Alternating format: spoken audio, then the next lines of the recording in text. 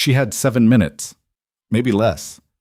That's what Elena Ashcroft told herself as she pushed through the cracked glass door of a roadside diner on the edge of nowhere, Oklahoma, wearing nothing but a stolen hoodie and the kind of fear that makes your hands forget how to stop shaking.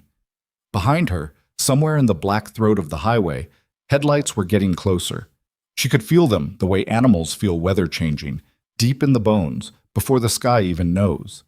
She didn't have a phone, didn't have money, didn't have a plan. She had a bruise under her left eye, the color of a bad storm, and a sister 2 states away whose name Damien Voss had written on a piece of paper just to remind Elena what obedience cost. Then the windows started to shake. 12 Harleys, coming in from the west like rolling thunder finding a place to rest. The Black Iron Riders didn't announce themselves. They never needed to. And when their leader stepped off his bike and looked through the diner glass, scarred jaw, military posture, eyes that had already seen the worst thing the world could offer, Elena Ashcroft had no idea that the only wall left standing between her and hell had just parked outside. Hey, if you've ever believed that the most dangerous-looking people can sometimes be the safest place in the world, this story is for you. Stay until the very end, because every part of this one matters. Hit that like button and drop a comment telling me what city you're watching from tonight. Now let's go. The diner was called Millie's, though no one named Millie had set foot inside it in at least 2 decades. The sign out front had lost its apostrophe sometime during the Clinton administration, and the neon M buzzed with the irregular pulse of something that should have been replaced years ago. The parking lot was cracked asphalt pushing through thin snow, and the highway that ran past it, Route 9, heading east toward McAllister, was the kind of road that people used when they were either running away from something or didn't want to be found. Elena Ashcroft came through the front door at 11:47 p.m. on the second Tuesday of February, and she came through it fast. The bell above the door didn't chime so much as clatter. She nearly caught her hip on the edge of the hostess stand, which had been unmanned for the last 3 hours because the only hostess, a 17-year-old named Brianna who smelled of strawberry lip gloss and had a chemistry test in the morning, had already gone home. The diner smelled of old grease and burnt coffee and something sweet and artificial that might have been pie from earlier in the week. 4 booths along the left wall, a counter with 8 stools, 3 of which had duct tape over cracked vinyl. Christmas lights strung along the top of the back window, even though Christmas had ended 6 weeks ago, because Martha Quinn had decided she liked them, and that was the end of that discussion. Elena stood in the entrance for exactly 2 seconds before her legs decided they were done, arguing with her brain, and her knees started to go. Martha caught her. Martha Quinn was 53 years old, built like someone who had spent 30 years carrying plates and carrying worse, and she had reflexes born from a life that required quick decisions in small spaces. She came around the counter with her coffee pot still in hand, grabbed Elena under the arm before the girl hit the floor, and guided her into the nearest booth with the practiced efficiency of a woman who had done this kind of catching before. Not of customers, of people. There was a difference, and Martha knew it intimately. Hey, look at me." Martha's voice was low, not soft exactly, but careful. The way you'd speak to something wild that hasn't decided yet whether to run or stay. "You with me?" Elena's eyes found Martha's face. Green eyes, dark-circled, with the particular flatness that comes not from stupidity, but from fear metabolized into something quieter and more dangerous. She was 18, though she looked younger and felt older. Her brown hair was tangled at the ends and damp with cold. The hoodie she wore was 4 sizes too large. Dark gray, a university logo on the chest that wasn't hers, sleeve cuffs stretched long over her hands. Beneath the left side of her jaw, a bruise had settled into the skin like it intended to stay. "I'm okay," Elena said, which was the most obvious lie spoken in that diner in years, and the diner had hosted some spectacular lies. Martha set the coffee pot on the table and sat down across from her. She didn't go for the phone behind the counter. She didn't call out to Dale, the short-order cook, who was in the back pretending to inventory and actually watching something on his phone. She just sat, hands folded, and looked at Elena the way you look at someone when you're deciding whether to be careful or honest. "No, you're not," Martha said. Elena's jaw tightened. "But that's all right," Martha continued. "You don't have to be. She reached across and poured coffee into the mug that was already on the table, pushing it toward the girl. "When did you last eat?" Elena looked at the coffee mug. Her hands came out from the sleeve cuffs and wrapped around it, and Martha noticed that 3 of her knuckles were scraped raw. Not from fighting, from crawling, from catching yourself on something rough in the dark. "I don't know," Elena said quietly. "Yesterday, maybe. Before that." Martha didn't say anything. She got up, went to the pass-through, and clipped a ticket for Dale even though there was nothing on it but a plate number. Dale looked up from his phone, saw Martha's face, and started cracking eggs without being asked. Elena drank the coffee.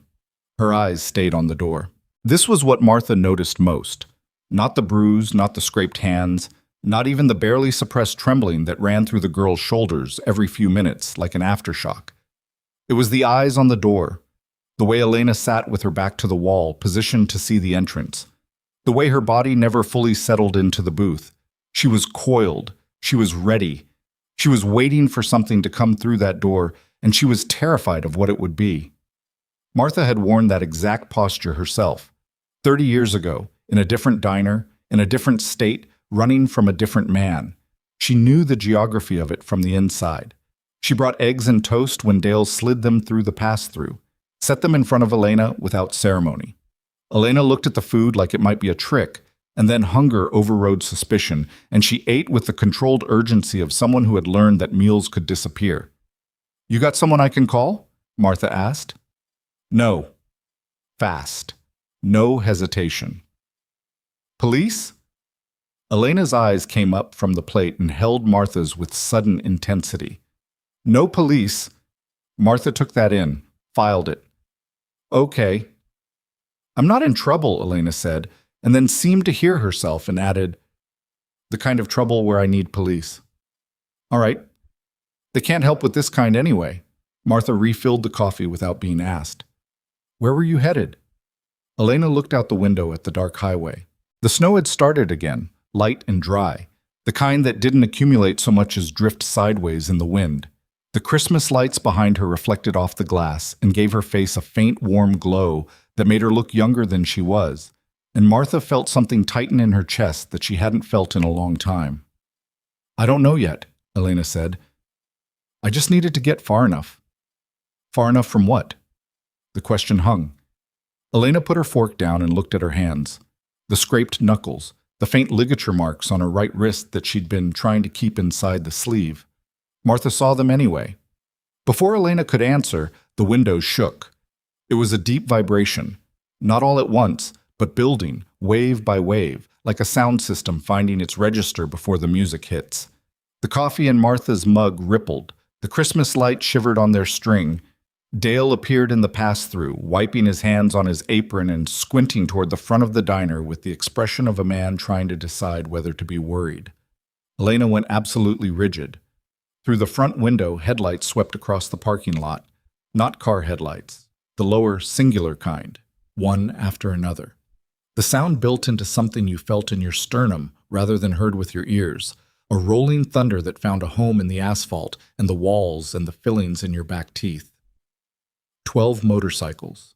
They came in from the west, off the highway, moving in a loose formation that wasn't chaotic but wasn't rigid either, the natural order of people who had ridden together long enough that distance and angle were instinct rather than instruction.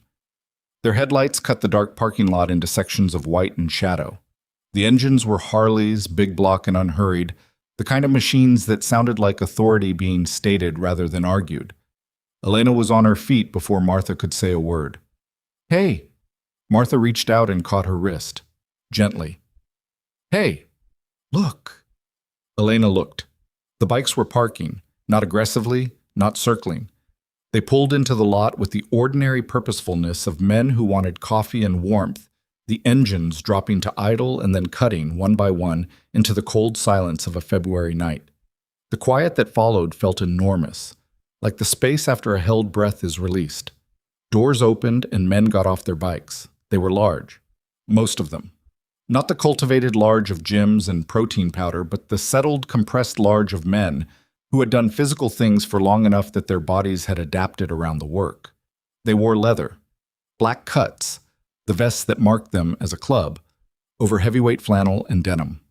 Some wore gloves. Most wore boots that hit the asphalt with the flat authority of weight and intention. Their breath made vapor in the cold. Several of them were already looking at the diner with the easy attention of men who had learned to catalog a space before entering it. Military training, Martha thought. She'd seen it before. Not the aggressive assessment of men looking for trouble, but the quiet default of men who'd spent years in environments where missing a detail could cost you something permanent. Their patches said Black Iron Riders across the top and Oklahoma across the bottom. The center patch, the one Martha had to squint to see through the glass, was a black iron wheel, the spokes shaped like wings or feathers. She couldn't quite tell. The man who came through the door first wasn't the biggest, but he was the one the others angled around without thinking about it. He was somewhere between 50 and 60, with close-cropped gray hair and a jaw that looked like it had been assembled from harder materials than ordinary faces. A scar ran from his left ear down to the edge of his chin, not dramatic, not fresh, old and settled and accepted. His eyes were the pale gray blue of winter sky at 4 a.m, and they swept the diner in less time than it took Martha to form the thought to watch them do it. His eyes landed on Elena. Not with hunger, not with appraisal. Something quieter than that and more complicated. Recognition, maybe. The particular recognition of a person who has looked at a face like that before and knows exactly what weight is sitting behind those eyes. He looked away without making anything of it. That somehow made Elena sit down. Others followed him in, filling the booths and counter stools with the unself-conscious authority of people who took up space without trying. The noise level rose by exactly the amount that 12 adult men moving into a diner could raise it. Not loud, but present.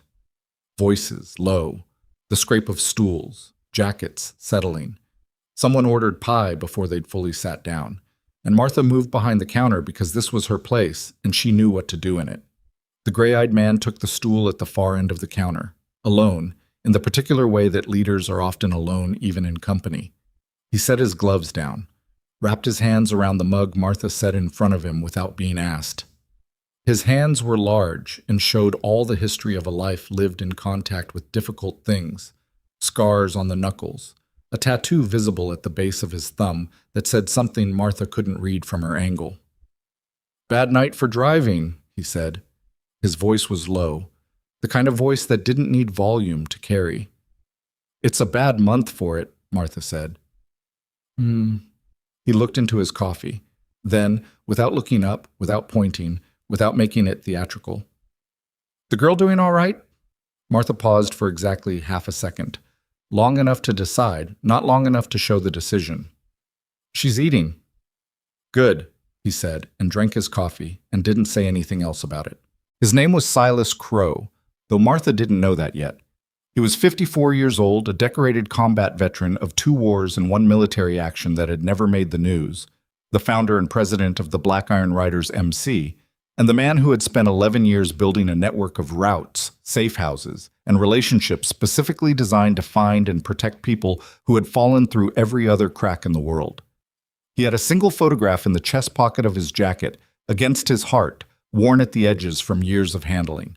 He did not talk about what was in the photograph. None of his people did either.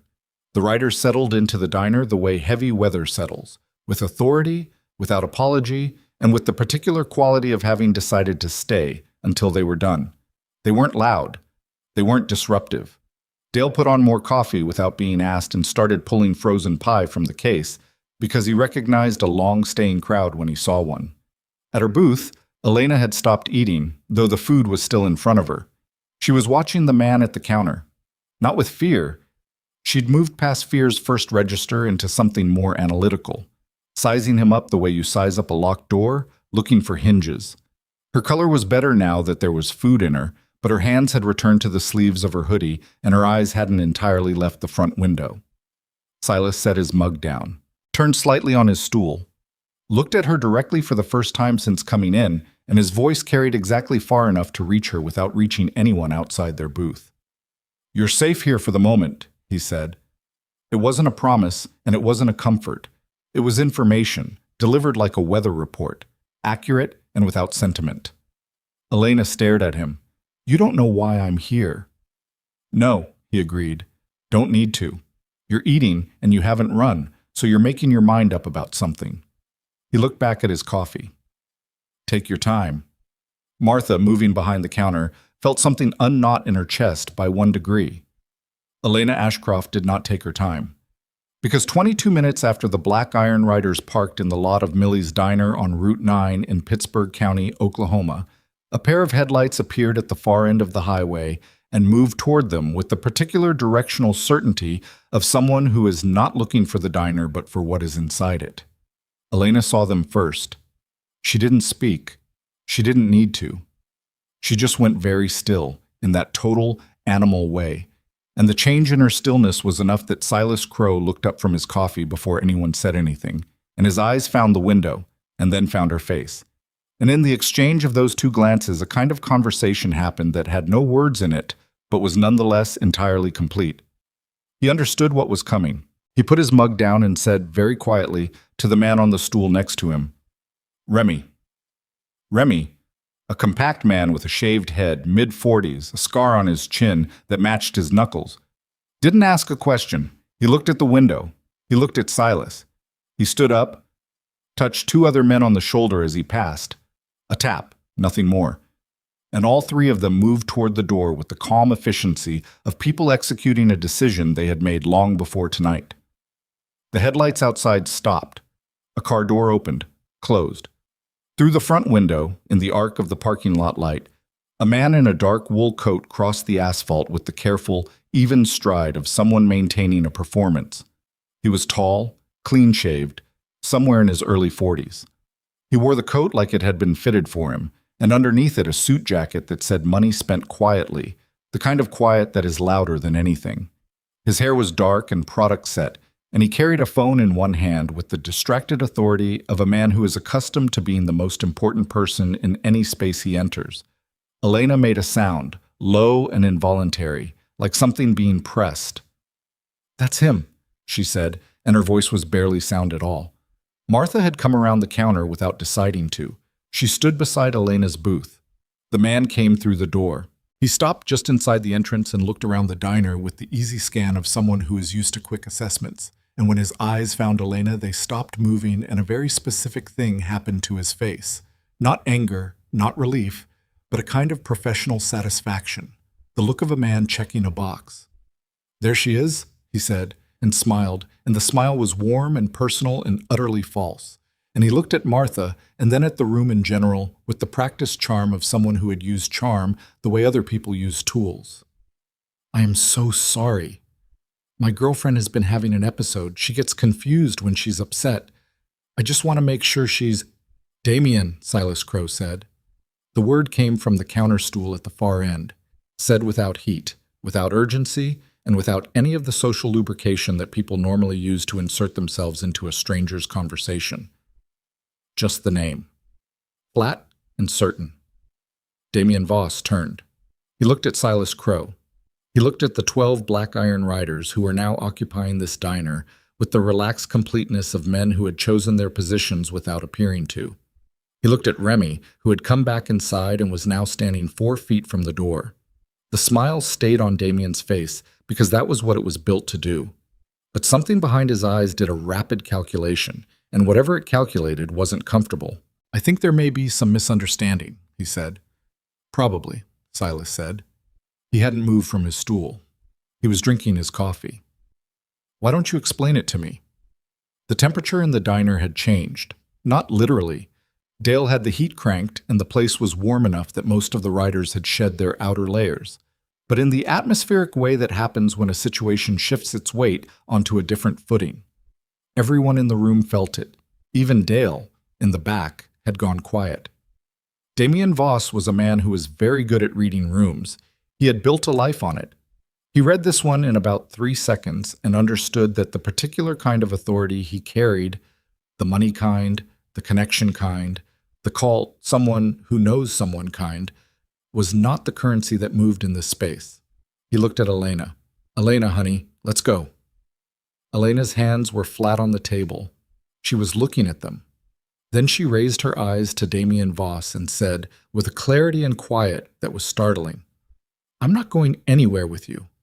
Damien Voss let out a breath that was meant to sound like patient exasperation. You're confused right now. You need to come with me so I can get you help. I said no. Something shifted behind his eyes. The warmth cooled. Not entirely. He was too practiced for that.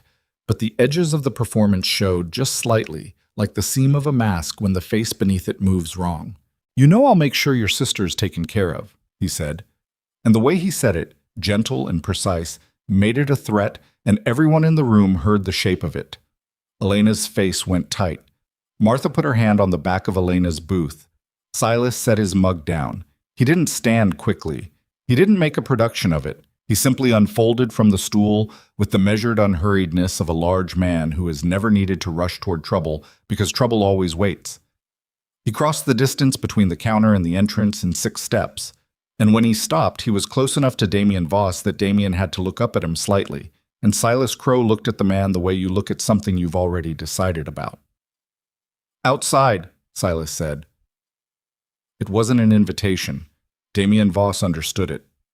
You have no idea what you're getting involved in, Damien said, and now the charm was almost entirely gone, and something colder and more honest was showing through.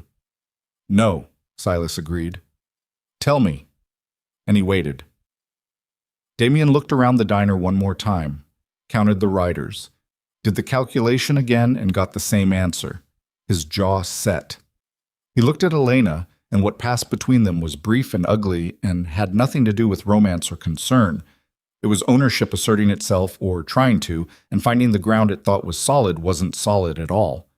He looked at Silas Crow one more time. This isn't finished, Damien said. I know, Silas said. Go wait by your car. And here's the thing about Silas Crow that no one who met him for the first time was ever fully prepared for. He was not physically impressive in the explosive way that some men are. He was not performing danger. He was not leaning into any of the signals that men in his position sometimes lean into. He was simply present, with the particular completeness of a man who has already been to the worst place and come back from it. And that quality, that particular density of having already paid, was more effective than volume or theatrics or size. Damien Voss walked back out to the parking lot. Martha let out a breath she hadn't known she was holding. One of the riders, a broad-shouldered man in his late 40s who had spent the last 10 minutes appearing to be absorbed in a menu he hadn't ordered anything from, was already moving toward the back of the diner, toward the service exit, with the ease of a man who had memorized the floor plan before he sat down. Elena looked at Silas when he came back to the counter. She looked at him for a long moment, and she was clearly trying to work out the architecture of what had just happened. What these men were, what they wanted, what any of this cost. Why? She said. Silas picked up his coffee. Why what? Why did you do that? You don't know me. He drank, set the mug down, looked at her. No, he said. I don't. Then why? There was a pause. Long enough to be honest, short enough not to be dramatic. Because you were in there, he said. And he came in here after you. He looked at his coffee. We don't need more reason than that. Martha had moved back around the counter. Her hands were steady, but her throat was tight, and she had to do something with her hands, so she got the coffee pot and started refilling mugs that didn't need refilling, and she was halfway down the counter before she trusted herself to speak. His name, Elena said. You knew his name. You said it when he came in. Silas looked at her across the counter. The look was even, unhurried. Damien Voss, 42. He works as a private logistics consultant, but that's not what he does. He operates middle management for a trafficking network that runs from Texas to Kansas. A pause. We've known about him for a while. The word trafficking hung in the warm diner air and changed it. Elena didn't flinch. She'd been living inside that word for 8 months. She knew its exact weight and texture. But hearing it spoken out loud, factually, by someone who wasn't using it to threaten her, produced something complicated in her face. Relief mixed with something raw and harder to name. There are others, she said. Girls. I left them. I ran and I left them behind. Her voice broke on the last word, not with weakness, but with something that had been caged for months and just found a crack in the wall. There are safe houses. I know some of the locations. I know some of the names. I know things that... She stopped, looked at her hands. I couldn't carry all of it and also run. I had to choose. You chose right, Martha said. I left them, Elena said. And the two words were small and absolute, the kind that don't invite argument, that are just true. Silas turned on his stool to face her fully. How many? I saw 11. There were more that I never saw. You have names? Locations? Some, not all. That's enough, he said. That's more than enough to start. He looked at her steadily. We're not going to leave them. Elena looked at him. Something in her was still doing the calculation, still trying to find the catch, the cost, the thing that made this conditional. Because in 8 months, nothing had been free. Nothing had been unconditional. Everything good had been a setup for something worse. Why would you do that? She asked. What is this? What do you want from me? Remy, from where he'd settled at the counter 2 stools down, made a sound that wasn't quite a laugh. Not mean, more like someone who recognizes a very old question. Silas looked at Elena Ashcroft for a moment. He looked at his coffee. He looked at the window and the dark parking lot beyond it where Damien Voss was waiting by his car, probably already on the phone with someone, already adjusting the situation to account for a variable he hadn't anticipated. Then Silas reached into the inside pocket of his jacket, slowly so there was nothing alarming about the gesture. He set something on the counter between himself and Elena. A photograph. Worn, edges soft with years of handling. A girl, maybe 8 years old, laughing at the camera from a porch swing, squinting against summer light, a gap in her front teeth. He looked at it for a moment, then at Elena.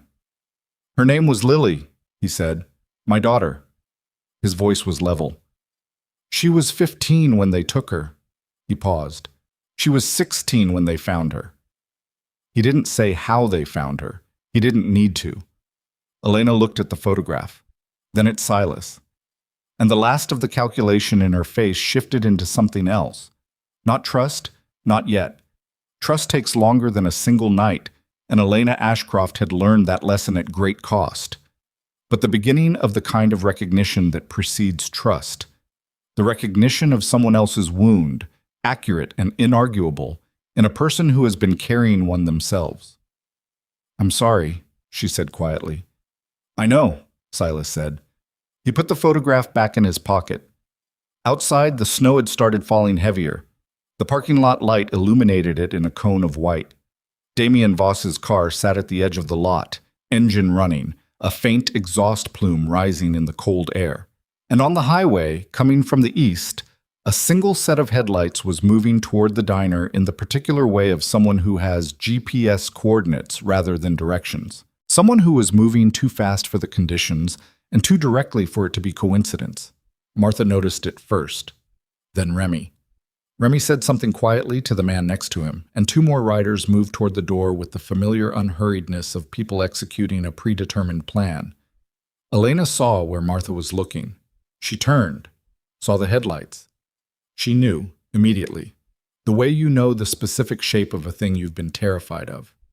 He called someone, she said. Yeah, Silas said. He was already off the stool, jacket back on. He did. There are more of them.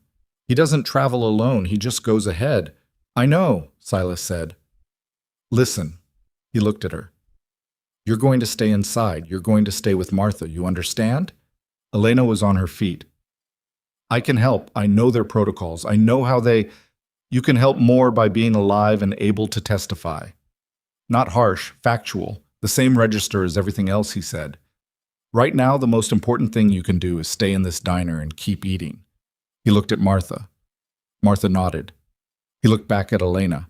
And in the look was the thing that was harder to explain than any instruction. The particular quality of attention that meant, I see you, I know what this cost you, and none of what happens next changes what you chose to do tonight or what it means. It lasted less than 2 seconds. Then he was moving toward the door. The Black Iron Riders moved with him, and the particular choreography of 12 men with a shared purpose and years of shared history was not chaotic and not theatrical.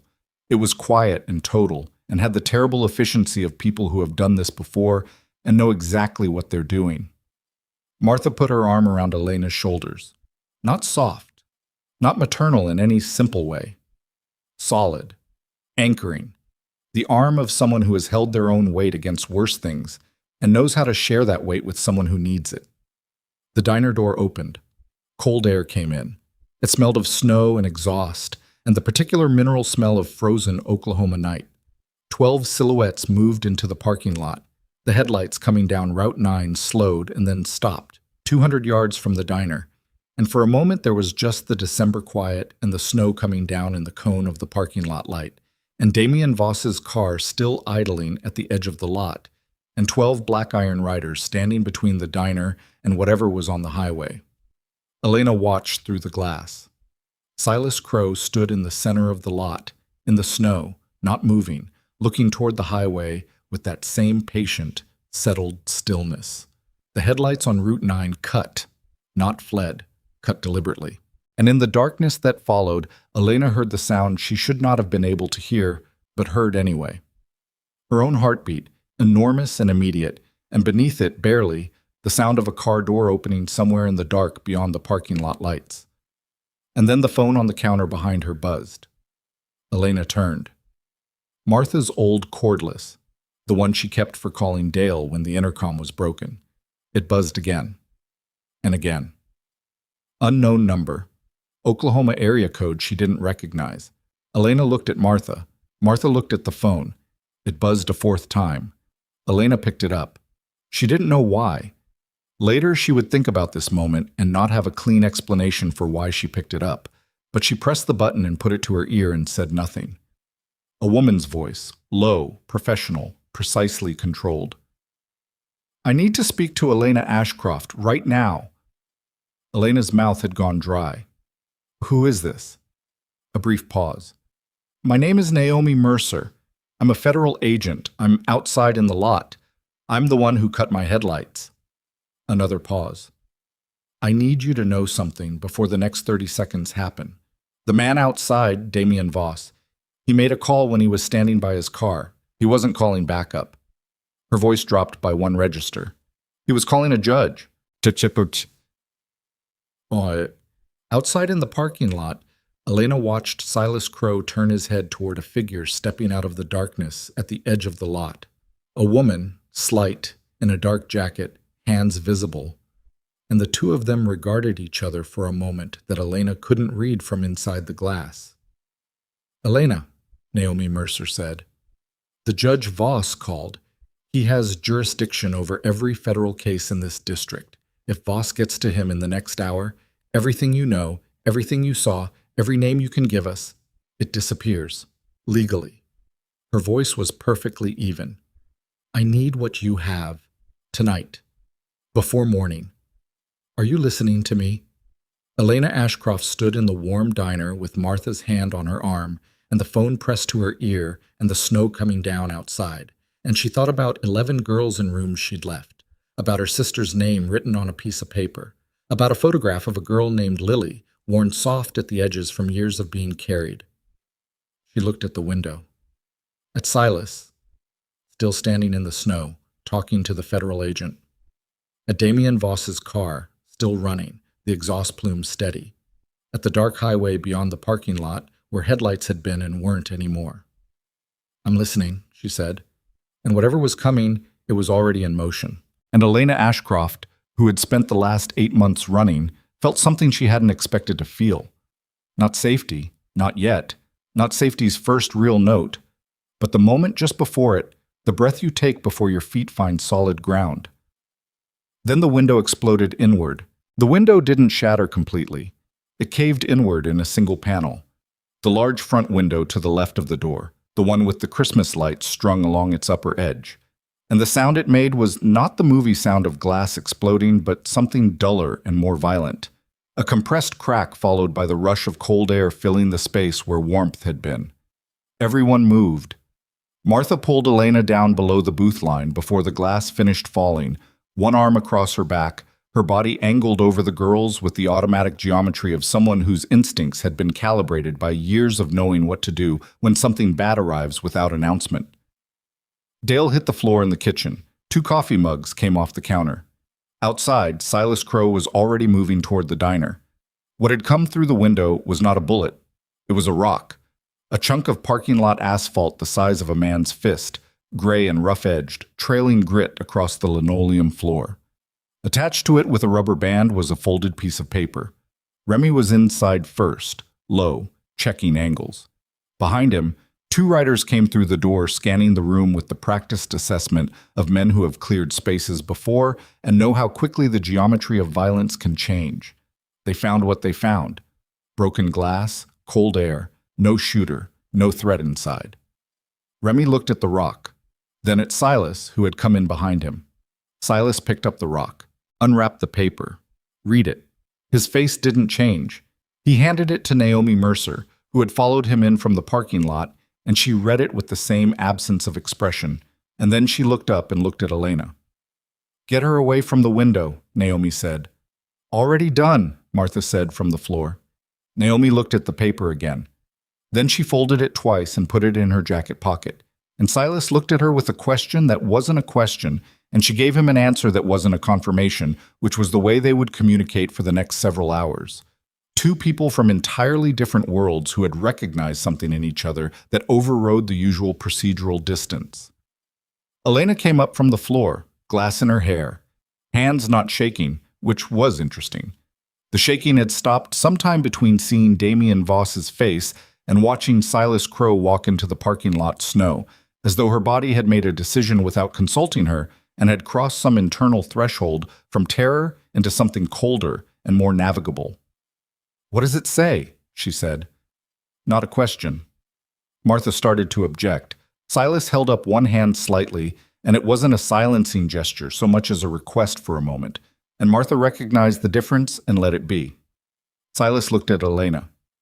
"It says your sister's name." Elena did not react in any visible way. The flatness that moved across her face was not absence of feeling, but the controlled management of a feeling too large to be expressed in a diner on a Tuesday night without it taking everything else with it.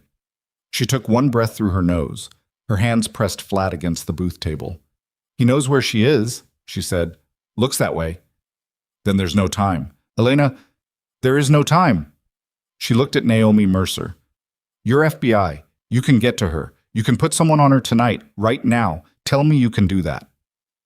Naomi Mercer was 38, with the particular face of someone who had spent too many years absorbing difficult information without showing it. Brown skin, tight-cropped hair, eyes that had graduated past the point where shock was a useful response to anything. She was the kind of careful that comes from having been burned badly in a system she had once trusted completely, and it showed not in her posture, which was impeccable, but in the precise way she chose every word before speaking it. "I can make a call," she said, "but I need to know where your sister is, Elena. Exact location." "Tanner, Texas. She's with our aunt, 34 miles south of Abilene off Route 277. The house is a white farmhouse with a red metal roof." Elena said it all in one breath, from memory, the address burned in like emergency protocol. Then she looked at Naomi. "Is that enough?" Naomi already had her phone out. She moved toward the back of the diner, away from the broken window, speaking low. Silas watched her go, then turned back to Elena. "Damien's car is still in the lot," he said. "He didn't throw that rock." Elena absorbed this. "Someone else is here." "Was here," Remy said from the door. "Gone now. That was a message, not a move." "Then where is Damien?" "Still in his car," Remy said. "Hasn't moved." Elena thought. Silas watched her think, and something in his expression held very still in a way that meant he was doing his own thinking alongside hers, parallel, in the particular way of a man who has learned not to interrupt someone else's process when it's working. "The rock wasn't for you," Elena said slowly. "It wasn't a threat to make you back off. It was for me. It was to tell me that they're watching, that no matter where I go from here, they know." She looked at the rock on the floor. "He wanted me to see that." "Yeah," Silas said, "which means he planned to let you walk out with me. He knew you'd take me somewhere. He's going to follow." Silas looked at her. "You worked that out fast." "I've been thinking like them for 8 months," she said. "I had to." The words came out flat, and the flatness was its own kind of statement, and no one in the diner responded to it immediately because it didn't need a response. It needed to be heard. And it was. Martha, who had been sweeping glass with a dustpan she'd gotten from behind the counter, stopped sweeping and looked at Elena, and the look lasted for exactly as long as it needed to. Silas took his phone out, made a call. 3 words. Change the route, then hung up. He looked at Remy. Wake Station 2. Remy nodded and went outside. Elena looked at Silas. You have a safe house. We have several. He'll expect the nearest one. He'll have people on the roads. A pause. You know that. I know that. Then you need a different plan. She looked at him. I know their road checkpoints. I know which highways they watch. I rode in their vehicles for 4 months. I know their patterns better than you do. Her voice was steady and direct and undecorated. Use me. The other riders in the diner had said nothing during this exchange. They were present in the way that solid things are present, weight and attention without interference. But at Elena's last words, the man on the stool at the near end of the counter, broad, late 40s, a weathered face under a graying beard, the one they called Hex, turned his head slightly toward Silas with an expression that held a question. Silas saw it, addressed it without looking at it directly. She's right, he said simply. Hex looked back at his coffee. The question was answered. Elena noticed this exchange with the attention of someone who has learned to read rooms of powerful men, with her survival depending on the accuracy of her reading. What she observed was that these men deferred to Silas not out of fear or obligation, but out of something more durable than either, the deference of people who have watched someone make the right call in the worst conditions often enough that the instinct to trust it had become structural. She found this more reassuring than anything he could have said directly. Naomi came back from the rear of the diner, sliding her phone into her jacket pocket. There's a county deputy going to the Abilene address tonight, not local to the county, so he's not connected to any network Voss might have access to. She looked at Elena. Your sister will be safe for now. For now were the operative words, and Elena heard them exactly as they were intended, as the precise truth, not as comfort, which was why she believed them. Thank you, Elena said. Naomi looked at Silas. We need to move. If Voss made contact with Whitmore, we have a limited window before any action we take tonight gets buried in jurisdictional quicksand. Whitmore, Elena said. That's the judge? District Federal Judge Harold Whitmore. He's been on Voss's payroll for at least 3 years by my count.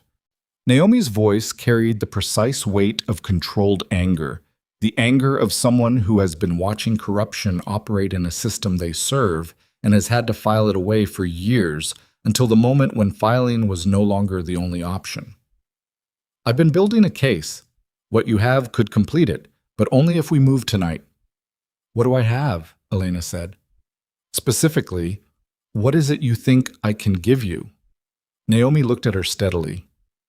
You were inside the network. You saw operations, locations, faces.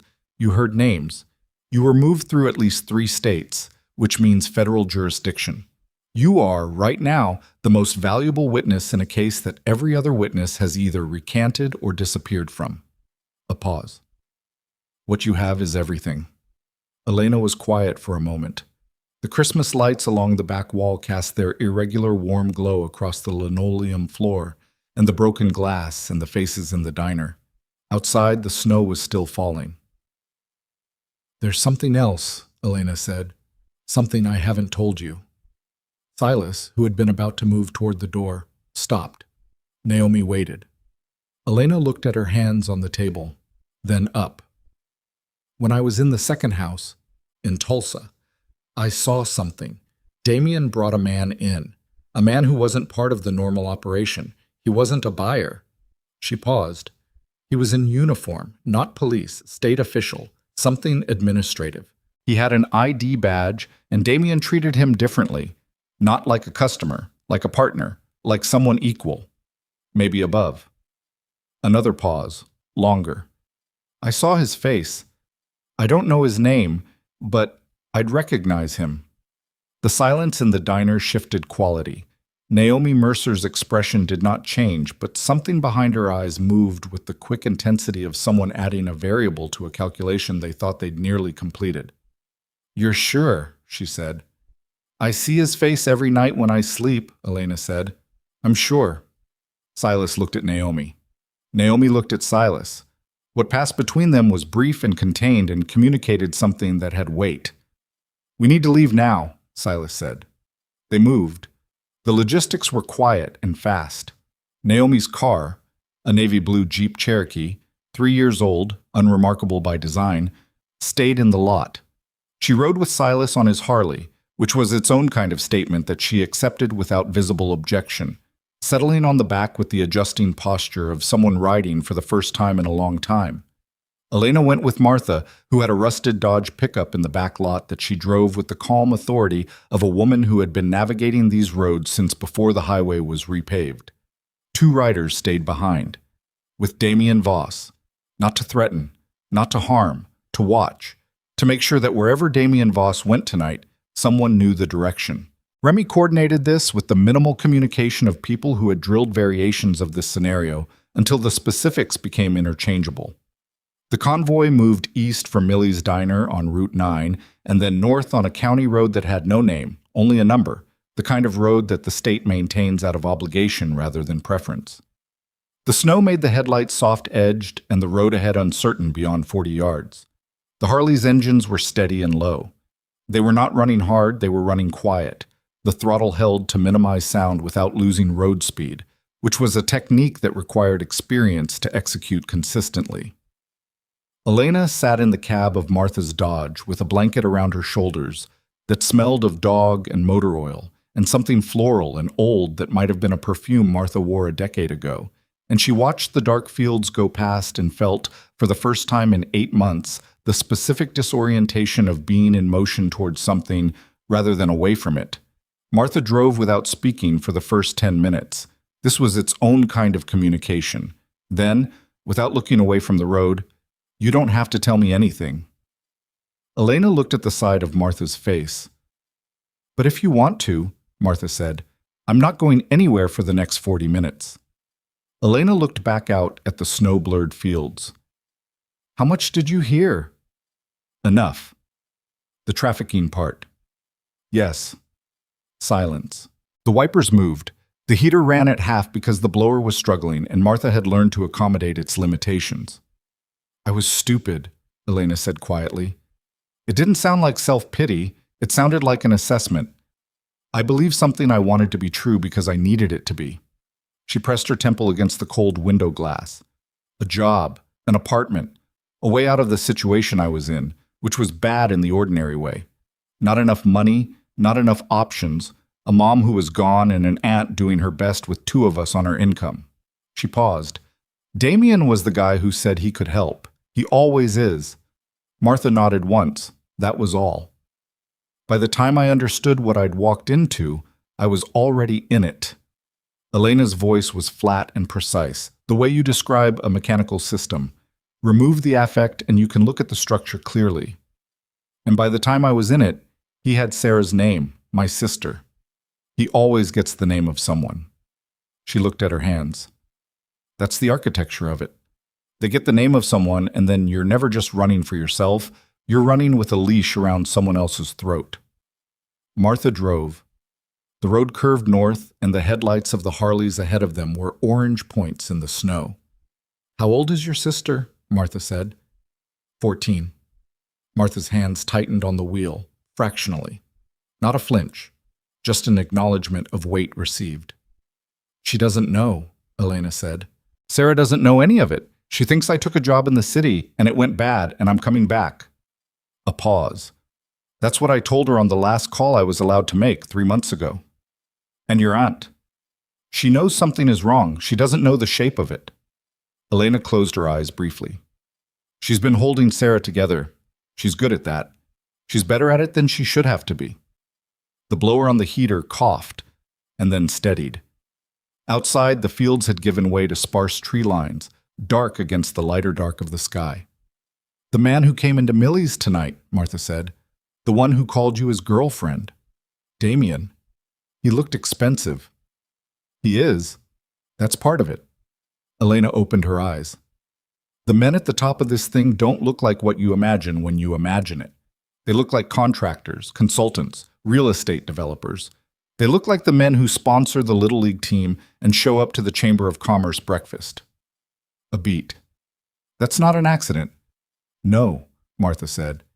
It wouldn't be. 22 miles north of Millie's, the convoy turned off the county road onto a gravel track that wasn't marked at all and wound through a stand of blackjack oak for a quarter mile before opening onto a property that, in the dark and the snow, resolved itself as a low concrete block building, possibly a repurposed workshop or small warehouse, with a corrugated metal roof and lights inside that leaked yellow around the edges of blacked-out windows. A propane tank against the east wall. 2 vehicles parked in the gravel, a truck and an older SUV. This was Station 2. Inside, it was warmer than the diner and less comfortable. The walls were block, and the floor was concrete, and the furniture was the collected result of practical necessity. Folding tables, a mismatched set of metal chairs, a cot along the far wall with a wool blanket, a space heater running in the corner. On one of the tables, a topographic map of the eastern half of Oklahoma was pinned flat with metal clips, and a smaller map beside it showed state highway systems with certain routes marked in red and black. 3 people were already there when the convoy arrived. A woman named Cass, early 40s, who ran Station 2 and had the clipped efficiency of someone for whom logistics were a first language. A young man named Felix, 26, lean and quiet, who handled communications and had a laptop open in front of him showing feeds from highway cameras. And a heavy-set man who went by Dutch, who was a former Army medic, and who looked at Elena with the dispassionate professional assessment of someone checking for injuries she might not have declared. "Let me see your wrist," Dutch said, before hello. Elena looked at him. "The one inside the sleeve," he said, not unkindly. "I'm not going to touch it without permission. I just want to see." She pushed the sleeve back. Dutch looked at the old ligature marks, weeks healed but still visible. The skin slightly different in texture where it had healed imperfectly. He nodded. "Anything recent? Anything hurting that you haven't mentioned?" "My ribs," she said. "Right side, 2 weeks ago. It's mostly okay." "I'll tape them properly," he said. 15 minutes. The adrenaline's going to wear off in about an hour, and then you're going to feel all of it." She looked at him. "How do you know it's adrenaline?" "Because you're standing," he said. "With what you've got going on, you should be on the floor." It wasn't said with admiration exactly. It was said with the clinical respect of someone noting a remarkable data point. Silas had come in behind Elena and was already at the map table with Naomi. The other riders came in 1s and 2s, shedding cold and snow, taking up positions around the room with the practiced ease of men who had used this space before. Someone put coffee on. The space heater ticked in the corner. Naomi spread a printed sheet beside the topographic map. "Voss didn't move after you left. He's still in the Millie's lot, which means he's waiting for instruction, which means he's made contact with someone above him." She looked at Silas. "If that someone is Whitmore, I have maybe 4 hours before Whitmore makes a call that kicks this up a level, and once it goes that far up, I lose every legal avenue I've been building." "What do you need from Elena tonight?" Silas said. It wasn't a question to Naomi so much as a structure question, putting the problem in order. "Everything she can give me, the official in uniform, locations of facilities she was moved through, the names she heard, any documentation, physical or digital, that she retained or was able to observe." Naomi paused. "And I need it in a form I can use, which means I need her to give a voluntary statement that I can file before morning. If it's filed, it exists on record before Whitmore can interfere." Silas looked at Elena, who had been sitting at one of the folding tables while Dutch taped her ribs with the brisk practiced movements of a man who has done this in worse conditions. She was listening with the focused attention of someone who had spent months training herself to process information under duress. "Can you do that?" he said. "Yes," she said. "She should have counsel," Remy said from his position against the wall. His voice was even, not obstructive, cautionary. The way a man speaks when he has watched a process go wrong before and knows where the pivot point is. "He's not wrong," Naomi said. technically, but finding counsel at midnight in rural Oklahoma while a sitting federal judge is 3 phone calls from burying this entire case. I don't need counsel, Elena said. Both of them looked at her. I know what I'm signing. I know what it means. I've been deciding to do this since Tulsa. I just needed to get far enough and find someone honest enough. She looked at Naomi. Are you honest enough? Naomi looked at her. The particular look of someone who has been asked a serious question and is deciding whether to answer it seriously or safely. She answered it seriously. I lost a case 3 years ago because the agent above me was in contact with the defendant's attorney the whole time. I had a witness, a 16-year-old girl, who spent 6 months in protective custody and then recanted because the people around her were not safe. Naomi's voice was even and precise and did not perform emotion but contained it, the way a closed container contains pressure. I have been building the current case on my own time, with my own resources, using information that technically I acquired outside of authorized channels. If this goes wrong tonight, I lose my career. A pause. I am honest enough. Elena held her gaze for a moment, then nodded. Cass, who had said nothing since they'd arrived, slid a yellow legal pad across the folding table. Start with what you know is verifiable. Addresses, dates, physical descriptions. Leave the interpretations for later. Elena looked at the legal pad. Then she picked up the pen and started writing. The room reconfigured around her concentration. Silas and Naomi moved to the map and began a conversation in low voices about which of Elena's known locations matched existing intelligence. Remy sat down and pulled out a phone and made careful, quiet calls to contacts and numbers stored nowhere but his head. Dutch finished with Elena's ribs and moved to the corner with coffee and his own phone, checking in with the 2 riders at Millie's. Hex and 2 others did a perimeter check outside, moving through the snow with the habituated quiet of men for whom darkness is not a problem to be solved, but an environment to be navigated. Felix, at his laptop, was tracking 3 things. Damien's car, GPS. They had a tracker on it, placed in the Millie's lot in the 40 seconds Remy's touch on 2 shoulders had accomplished. Highway camera feeds along the primary routes east, and a secondary secure channel through which Naomi's filed documents would transmit. Martha sat across from Elena and said nothing, and drank bad coffee, and was simply there, which was a specific and undervalued form of support, the kind that doesn't require anything of the person receiving it, but doesn't disappear either. Elena wrote for 40 minutes. She wrote addresses. She wrote physical descriptions. She wrote dates and routes, and the names she had heard. Full names when she had them, partial when she didn't. She wrote the layout of the Tulsa house as accurately as she could recall it, which was very accurately because she had spent months in that house memorizing its geometry the way someone memorizes an exit path. She described the man in uniform with the ID badge in enough detail that Naomi, reading over her shoulder when she stopped for coffee, went very still. Tell me more about the badge, Naomi said. Elena described it. Shape, color, the partial text she'd been able to read from across a room. Naomi put her finger on the page. This is a state contractor badge, specifically the format used by the Office of the State Inspector General. She looked at the room. That's not a judge. That's not law enforcement. That's the person who audits law enforcement. The room went quiet in a specific way. Not the quiet of surprise, because most of these people had been navigating institutional corruption long enough that surprise was a diminished response, but the quiet of recognizing how deep a thing goes when you've just found a new lower level. Silas looked at the map. That changes the exposure. It changes everything, Naomi said, and her voice was very controlled. If he's who I think he might be, if Elena can identify him, this doesn't touch a judge or a county official. This touches the office that is supposed to audit official misconduct. She folded the paper carefully. This is why every prior investigation collapsed. This is the mechanism. A pause. This is the reason I have been the only person in my field office who hasn't been quietly redirected away from Voss. Elena had stopped writing. She was looking at Naomi with the expression of someone who has been carrying a piece of a puzzle for months without knowing it was the centerpiece. I didn't know what he was, Elena said. I just knew Damien treated him differently. You knew enough, Naomi said. You held on to enough.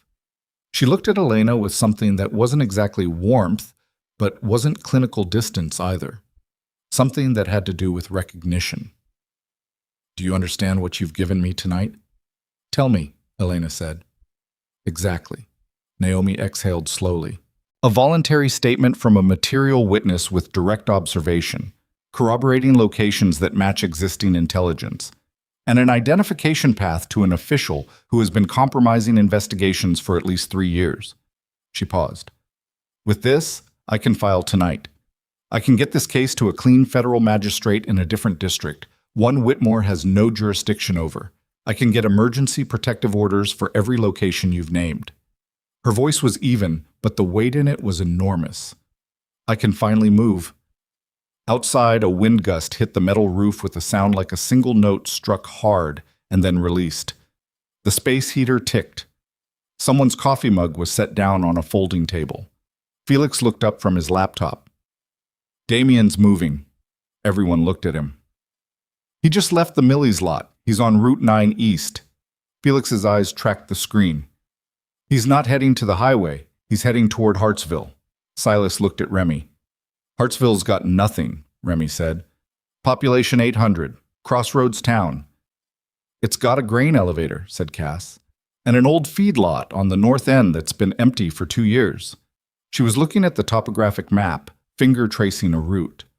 "We flagged it 8 months ago as a possible waypoint. Never confirmed." Naomi looked at Silas. "If he's going there instead of running, he's not running." "No," Silas said. "He's consolidating. He's moving something." She looked at the map. "Or someone." The word landed. Elena was on her feet. "How many girls did you say were at the Hartsville location? You flagged it as a waypoint. You said possible." "We didn't confirm occupancy," Cass said, with the controlled precision of someone managing the distinction between information and assumption. "It's flagged as a possible transit point." "But if he's going there now, tonight, it's because—" Elena stopped, looked at Silas. "He got a message. Someone told him to move them. If there are people there and he's moving them tonight because things got complicated—" She didn't finish the sentence. The sentence didn't need finishing. Silas was looking at the map. His jaw was set, and there was something in his expression that was not readable in the surface sense, but was recognizable to anyone who had seen a person encounter an echo of the worst thing that had ever happened to them. He was very still. "We can't let them move them," Elena said. "Silas," he looked at her. "I know you know that," she said. "I know you know it better than anyone in this room." A long moment. The space heater, the wind on the roof. "How far?" Silas said to Cass. "Hartsville North Feedlot is 23 miles from here, 17 minutes on the county roads." "Damien? He's got a 12-minute head start." Silas looked at Naomi. "Your case is filed?" Naomi looked at Felix. Felix was already sending the transmission. "Filing now," Felix said. 3 minutes. "We wait 3 minutes," Silas said. He looked at the room. "Then we move." Elena stood. "I'm coming." "No." "I know the layout of how they run a transit.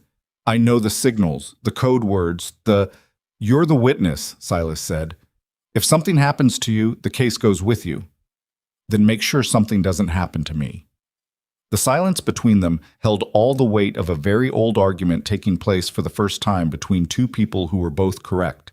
Silas looked at her, and she looked at him, and neither of them looked away. Remy cleared his throat. "She's right about the protocols," he said. "We'd be going in blind on the internal layout. The difference between that and going in with someone who knows it is not small." Silas looked at Remy. Remy gave back nothing. No advocacy, no pressure, just information, offered and left. "Transmitted," Felix said. Silas looked at the map one more time. He looked at Lily's photograph, which he didn't take out, but which existed in his chest pocket with the particular weight of a thing that has been carried so long it has become part of the body's architecture. He looked at Elena Ashcroft, 18 years old, ribs freshly taped, wearing a dead university's logo on a stolen hoodie, who had spent 8 months surviving something that most people couldn't survive, and had come out of it with enough precision and clarity and raw determined intelligence to write 40 minutes of actionable testimony at a folding table in a concrete room at 1 in the morning, and who was now looking at him with the expression of someone who has already made their decision and is waiting for the world to catch up to it. "Stay behind Remy," Silas said. "Do not get ahead of any of us under any circumstances." "Okay," Elena said. "If I say down, you go down immediately. No argument, no assessment, no hesitation." "Okay." "If I say run, you run to Martha and you do not stop." "Okay." He held her gaze. "This is not okay to not do." "I know," she said. "I'll do it." He looked at her for one more moment. Then he turned to the room. "Let's go." Martha caught Elena's arm as she moved toward the door. Elena turned. Martha looked at her with the directness of someone who says exactly what they mean. "You come back," Martha said. Elena looked at her. Then she put her hand briefly over Martha's hand on her arm. 1 second, 2. And she said, "I know." Then she went out into the cold. The Harleys were already running, their headlights cut white across the snow-covered gravel. The engines produced their ground-level thunder, patient and enormous, and the cold air smelled of exhaust in winter and the particular electric quality of a moment that has already decided what it is. Elena got on the back of Remy's bike, and he handed her back a helmet without speaking, and she put it on, and the world narrowed to the closed dark of the visor and the warmth of the engine beneath her and the specific reality of what was coming. 23 miles north, 12 minutes ahead of them, an empty feedlot that was not empty. Naomi Mercer rode beside Silas, and she had stopped looking like a federal agent and started looking like what she actually was, which was a woman who had been trying to reach this moment for 3 years, and the expression on her face in the cold and the moving dark was the expression of someone who has been running toward a door for a very long time and can finally hear, on the other side of it, the click of the lock giving way. Felix's voice came through the earpiece clipped to Silas's collar.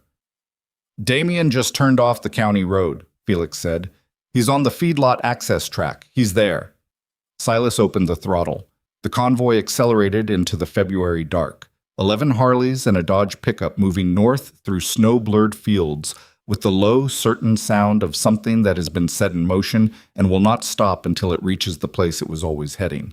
And none of them knew, yet, what they were about to find inside that feedlot. None of them knew that the state official Elena had seen in Tulsa, the man with the contractor badge and the equal partner dynamic with Damien Voss, had been notified 20 minutes ago by a phone call from a number registered to the Pittsburgh County Sheriff's Office. None of them knew that he was already on his way, and none of them knew that one of the people inside that feedlot was someone Silas Crow had spent 11 years believing was dead. The word had lived inside Silas Crow for 11 years like a stone lodged where no surgery could reach it. Lily Crow, 16 years old, found in a drainage ditch outside Muskogee in March of 2013, the case closed in 6 weeks by a detective whose early retirement 8 months later had purchased him a lake house he could not have afforded on a civil servant's salary. Silas had identified her body himself. He had stood in a county morgue under fluorescent light and looked at his daughter's face, and the world had reorganized itself around that moment, in a way that never fully reorganized back. He had buried her. He had sold the house they'd shared. He had ridden north for 3 days alone and come back a different configuration of the same person, and in the years since he had built the Black Iron Riders into something that was not a motorcycle club in the ordinary sense, but a specific and deliberate answer to the thing that had taken her. He knew she was dead. He had stood at the grave. So the thing Felix's voice had been about to say when the convoy accelerated into the dark, one of the people inside that feedlot was someone Silas Crow had spent 11 years believing was. That sentence had no possible completion that made sense. There was no architecture in his understanding of the world that could hold what that sentence pointed toward. He didn't know that yet. He was 11 Harleys and 1 Dodge truck moving north at speed on a snow-slicked county road, the cold coming through leather and flannel and settling against the skin, the headlights cutting white tunnels in the black air. He was thinking about the feedlot, about the access track Damien Voss had turned onto 12 minutes ago. about formation and approach, and the fact that a rural feedlot in February would have no ambient noise cover and their engines were going to announce them from half a mile out. He keyed the collar mic. "Felix." "Still on the property," Felix said through the earpiece. "Damien's car hasn't moved. No other vehicles I can confirm from the highway camera angle. I can't see the back of the structure." "How many buildings?" "Main processing barn. 2 outbuildings north side, probably equipment storage. Older house structure on the southeast corner, looks abandoned. Fence line around the full perimeter, but the west gate is the only vehicle access I can confirm." "How many inside? Any estimate?" "I can't see inside, Silas. Warm signatures." A pause. "I don't have thermal on the county cameras." Remy's voice, through the same channel, from 4 bikes back. "The house structure. That's where they'd keep people. Not the barn. Too open, too cold. No plumbing." "Agreed," Silas said. "There'll be at least 1 man inside with them," Remy said. "Possibly 2. Damien doesn't travel without a babysitter at a location. He went in alone. He met someone there." Behind Silas, Naomi's voice in his left ear, separate channel. "I want to be clear about what I can and can't authorize here. Legally, without a warrant, you filed the locations in the voluntary statement," Silas said, 20 minutes ago. "That's not a warrant." "No, but it's on federal record that you had probable cause and exigent circumstances and acted accordingly." He paused. "Or you stay with the truck." A silence. Short. "I'm with you," she said. He opened the throttle another degree. The feedlot announced itself in the dark as a low mass of structures against the slightly lighter dark of the sky. No lights visible from the road except a single amber security lamp on a pole at the east corner that threw a thin cone of orange-yellow across the frozen ground below it. The fence was chain link, 8 feet, topped with 2 strands of barbed wire that had separated in places and hung loose. The west gate was a sliding panel of chain link on a wheeled track, and it was closed, and there was a chain through it, and the chain had a padlock on it that Heck stepped up to with a bolt cutter and removed in 4 seconds while the engines were still warm. They went in quiet. Engines cut at the gate. The sudden silence was enormous and total, the way silence is only after sustained engine noise, an absence that has a shape. 11 men on foot in the dark, moving across frozen gravel that crunched softly under boots, breath-making small ghosts in the air. Snow had stopped falling, but the ground held it, thin and pale, enough to make their footprints immediately visible behind them. Elena moved with Remy at her left shoulder, and she moved well, which Remy noted without commenting on. She stayed in his peripheral without crowding it, matching his pace without being told to, keeping low when the formation moved low past the east side of the barn. She had done this, moved quietly through hostile space, before. The knowledge was in her body. Damien Voss's car was parked on the south side of the main barn. A black Mercedes sedan, engine cooling, no movement visible through the windows. The house structure on the southeast corner was dark, except for a single light source on the ground floor. A lamp or lantern, moving quality to the light, not electric. It touched the inside of the covered windows with a dim orange that made the building look inhabited in the specific way of habitation that doesn't want to be seen. Silas stopped the formation 30 yards from the house. He looked at the car, at the house, at the barn. He looked at the frozen ground between the barn and the house and tracked the footprints in the thin snow. Multiple sets, some going, some returning, recent enough that the edges were still sharp. He held up 2 fingers, pointed at Hex and a rider named Cole, then at the barn. They moved. He held up 3 fingers, pointed at Remy and 2 others, then at the perimeter path around the north side of the house. Remy looked at Elena. She nodded once. She'd stay with him. They moved. Silas took Naomi and the remaining 4 riders to the front of the house. The front door was a wooden panel, swollen with cold in its frame, the kind that required force to open even without a lock. There was a lock. There was also a deadbolt above it that was engaged from the outside, which meant what was inside was not inside by choice. Silas looked at the deadbolt. He looked at Naomi. She had her badge out. She held it at her side, not raised, not performative. Ready. He knocked. 3 knocks. Deliberate. Unhurried. Inside, nothing. Then, a sound. Low, nonspecific, the sound of movement that was trying not to be movement. Then a voice from somewhere inside the house, and it was male, and it was trying to be calm, and it was not fully succeeding. "Who's out there?" Silas said nothing. A longer silence. "Damien," the voice said, adjusting to a different possibility. "Is that you? You're early, The voice stopped. "Hello?" Silas looked at Naomi.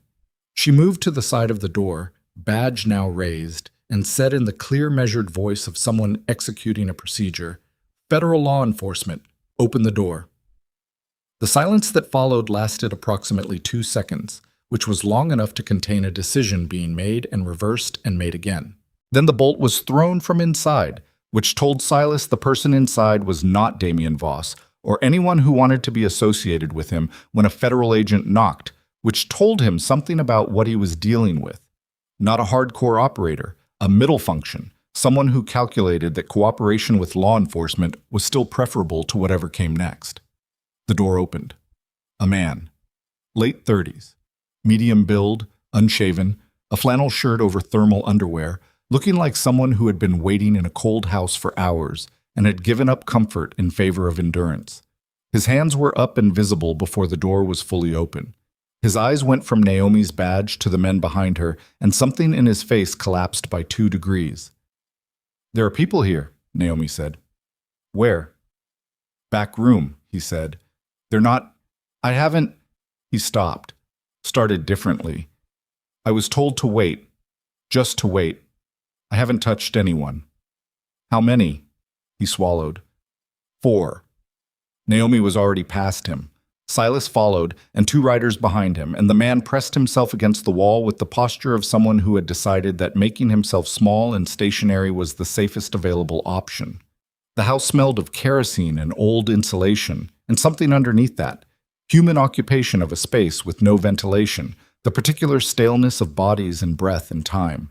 The back room was behind a door that had been fitted with a hasp and padlock on the outside. A modification, recent, the hasp screwed directly into the door frame with hardware that still showed bright metal around the screw heads. Silas knocked this lock off with 3 blows from a folding pry bar that Cole appeared with from somewhere without being asked. The door swung inward. 4 people. A kerosene lantern on the floor. 3 young women, teens, early 20s, and 1 woman who was older, mid-30s, who had positioned herself between the lantern and the others in the automatic geometry of someone who had decided to be the thing that stood between the vulnerable and whatever came in. She was on her feet before the door fully opened, hands up, but not surrendering. It was more complicated than surrender. It was the posture of someone measuring the incoming threat for size and finding it, possibly, not the specific shape of threat she had been expecting. "Federal law enforcement," Naomi said. "You're safe, we're getting you out." The older woman's hands came down. Not because she believed it immediately, belief takes longer than a statement, but because the statement was the right shape, and the woman behind it had a badge. And the calculation that this was preferable to staying shifted into place with the speed of someone for whom calculation had become a survival tool. The 3 younger women did not move immediately. One of them had her back against the far wall and was looking at the people in the doorway with the specific fixed quality of shock that isn't processing. Silas stepped back, out of the doorway, and motioned for his riders to step back too, because he understood, from the years of this, that the specific thing that needs to happen after a door opens is for the people inside to be able to choose the pace of coming through it. Naomi stepped in, knelt, spoke quietly. Elena had come up the front walk when she heard the door go and was now at the threshold of the backroom doorway. And the moment she saw the 4 people inside, she made a sound that wasn't quite language. It was the sound of someone who has been carrying a specific guilt for months and has just collided directly with the weight they have been carrying it toward. She stepped past Silas into the back room. She went directly to the woman against the far wall, the one who hadn't moved, crouched, said something too low to hear from the doorway. The woman looked at her. Recognition moved across her face slowly, then fast, the way recognition sometimes does when you're seeing something you thought you'd never see again. She said one word, Elena's name. Elena said, I know. I'm sorry. I'm going to. And then she stopped saying words, and her hand found the other woman's hand, and she held it, and that was the whole of the communication, complete and sufficient. Silas watched this from the doorway. His jaw was tight. His eyes were very still. Dutch came through from the perimeter, ducking under Silas's arm without ceremony, medical bag already open, moving to the youngest of the three girls with the professional calm of someone who does this in the worst conditions and has learned that calm itself is medicine. Outside, Remy appeared at the front of the house. Barn's clear, no other occupants. There are supplies in there, transit staging. Somebody was moving people through here regularly. Silas stepped back outside with him. Damien. Not in the barn. He's in the house somewhere. From inside the house, the sound of a door slamming. A back exit. Silas moved. He went around the south side of the house at a run that was not the run of a young man, but was relentless in the particular way of someone with enormous reserves of something beyond physical, the way certain engines continue operating past the point where physics suggests they should. He came around the back corner, and Damien Voss was 20 yards ahead of him, crossing the frozen ground toward the east fence line, phone pressed to his ear, moving fast in his wool coat with the awkward urgency of a man whose physical conditioning has not matched his ambitions. Silas closed the distance in 15 seconds.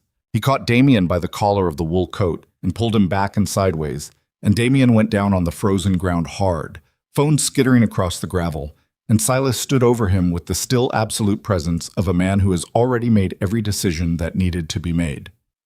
Damien looked up at him. Something in his face ran through several emotional registers: fear, calculation, then a decision to try something specific. And the something specific he tried was the smile, the warm personal smile that was his primary instrument, reactivated even face up on frozen gravel. You don't know what you're stopping here, he said. The people I work for. I know exactly what I'm stopping, Silas said. Have reach that your little club doesn't have access to. This doesn't. Damien. The name said the way it had been said in the diner, flat, certain, containing nothing except the fact of the moment. Damien stopped talking. Roll over, Silas said. Put your hands behind your back. Naomi came around the corner of the house at a walk, badge up. She looked at Damien on the ground. She looked at Silas. She produced zip cuffs from her jacket pocket and handed them to Silas without comment. He used them. She read Damien his rights in the clear procedural voice of someone for whom this moment had been a long time coming and who was not going to give it any emotional quality it didn't earn from the facts alone. Damien said nothing after his initial performance. He looked at the sky. He looked at his phone in the gravel, 2 feet from his head. He looked at the expression on Naomi Mercer's face and understood, correctly, that what he was seeing there was not the look of someone making an arrest, but the look of someone completing something, and those are very different things, and one of them is much worse for the person in zip cuffs. Inside the house, Dutch was working. The man in the flannel shirt had sat down on the floor against the wall and answered Remy's questions in a low, cooperative voice with the flat resignation of someone who has selected the version of what comes next that involves the least personal cost. His name was Garrett Phelps. He was a transport coordinator, not an owner of any of this. He needed Remy to understand that, just a coordinator, he moved logistics. He didn't make decisions. He'd only been doing this for... Remy held up one hand and Garrett Phelps stopped talking, and Remy said quietly, "Write down every name you know, every one. Start from the beginning." Garrett Phelps wrote. Elena had come out of the back room and was standing in the narrow hall of the house with her arms wrapped around herself, not from cold. The kerosene heaters in the front room had raised the temperature to almost functional, but from the internal reorganization that follows a collision with something you have been carrying at distance. She was breathing carefully. Her eyes were at the middle distance, processing. Silas came back inside. He looked at her. She looked at him. 4 people, she said. There were 11 when I left. I saw 11.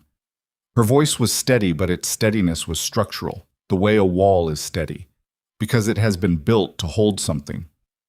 We'll find the others, Silas said. You don't know that. No, he agreed. But we know more now than we did 2 hours ago, and what we know points somewhere. She looked at him. Something in his face was different. Not from the arrest, not from the operation, but from the back room, from what he had seen there, as though the sight of those four women had done something to him at a frequency below what showed on the surface. She was about to say something when Felix's voice came through the earpiece. She could hear it from 2 feet away, his volume up, something different in his delivery. Silas, vehicle incoming from the east on the county road, moving fast. It's not... Silas, I ran the plate on my secondary feed. The vehicle is registered to the office of the State Inspector General. The room went very still. Naomi came through the front door with Damien ahead of her, hands behind him, and she heard Felix's transmission through her own earpiece and stopped walking. He's coming here, Naomi said. Not a question. Someone called him, Silas said. He looked at Garrett Phelps on the floor. The coordinator? Remy looked at the list Phelps had been writing, then at Phelps. Did you make a call after we came in? Phelps looked at his own hands. The answer was visible before he spoke it. I had to. If he doesn't hear from me on schedule, You called him, Remy said. Phelps closed his eyes. It was automatic. I didn't think... How long ago? Naomi said. Maybe 12 minutes. How far out is he, Felix? Silas said. 4 minutes, Felix said. 3.5 now. Naomi looked at Silas. We cannot have a confrontation here, not with him. If he sees federal law enforcement at this location with unauthorized access, he files a complaint by morning and everything in Elena's statement. I know, Silas said. He will argue contaminated evidence, unlawful entry, coerced testimony. I know, Naomi. Then we need to... I said I know. His voice wasn't raised. It was lower than usual, which was its own kind of volume. He looked at the room, at Remy, at Dutch, at the 4 people being helped toward the front door by 2 riders, at Garrett Phelps on the floor, at Damien in zip cuffs against the wall with the expression of a man who has just recalculated his position and found it better than it was 3 minutes ago. Damien was smiling again, not the warm public smile. A different one. Smaller. More honest. You're out of road, he said to no one specifically. He gets here and this whole thing unravels. Everything she gave you. He looked at Naomi. You came here without a warrant. You restrained a private citizen without authorization. You facilitated unauthorized entry by a civilian gang. Motorcycle club, Remy said from across the room without inflection. And every person in that room gave testimony under these conditions. Damien looked at Elena. You're not a witness anymore, sweetheart. You're a liability. Elena looked at him. She looked at him with the particular quality of someone who has been threatened by this specific man in every register he possesses and has arrived at a place on the other side of being affected by it. Not numbness, not bravado, something quieter than both. The absence of the fear he was trying to activate, because she had used it up on things that were real. 2 minutes, Felix said. Silas looked at Naomi. Get the 4 of them to the truck. Move now. Naomi moved. 2 riders went with her. Silas looked at Remy. Take Phelps out the back. He goes with Dutch. And Damien, Remy said. Damien stays. Remy absorbed this, looked at Silas for 1 second, then took Phelps by the arm and moved toward the back of the house. Silas looked at Elena. You said you'd recognize the man from Tulsa. Yes. He's about to come through the front door. He held her gaze. You're sure you'd recognize him? I told you I would. Because once you say it out loud, you can't unsay it. If you identify him and you're wrong, I'm not wrong, Elena said. Silas looked at her for the last available moment. Then he put his hand briefly on her shoulder. Not comfort exactly, something adjacent to it, the contact of someone who is about to ask more of another person than is reasonable and wants to acknowledge that before asking. And she held his eyes and didn't look away. Okay, he said. He turned to face the front door. The headlights came through the front windows first, sweeping across the walls with the aggressive angle of a vehicle coming in too fast and braking late. The engine was an SUV's engine, recent and well-maintained, gravel under tires. The headlights cut. A door. Footsteps on frozen ground. The front door opened. The man who came through it was 55, maybe 60. Short gray hair, close and neat. An overcoat, Good quality. The kind that says function over fashion and means it. He had the build of someone who had been athletic in his youth and had kept the structural benefit, if not the excess. His face was a careful face, experienced at revealing exactly what it chose to reveal and nothing more. His eyes moved through the room with professional speed. Silas, the writer at the wall, Damien in zip cuffs, Elena. They stopped on Elena. 1 second. 2. Elena looked at him.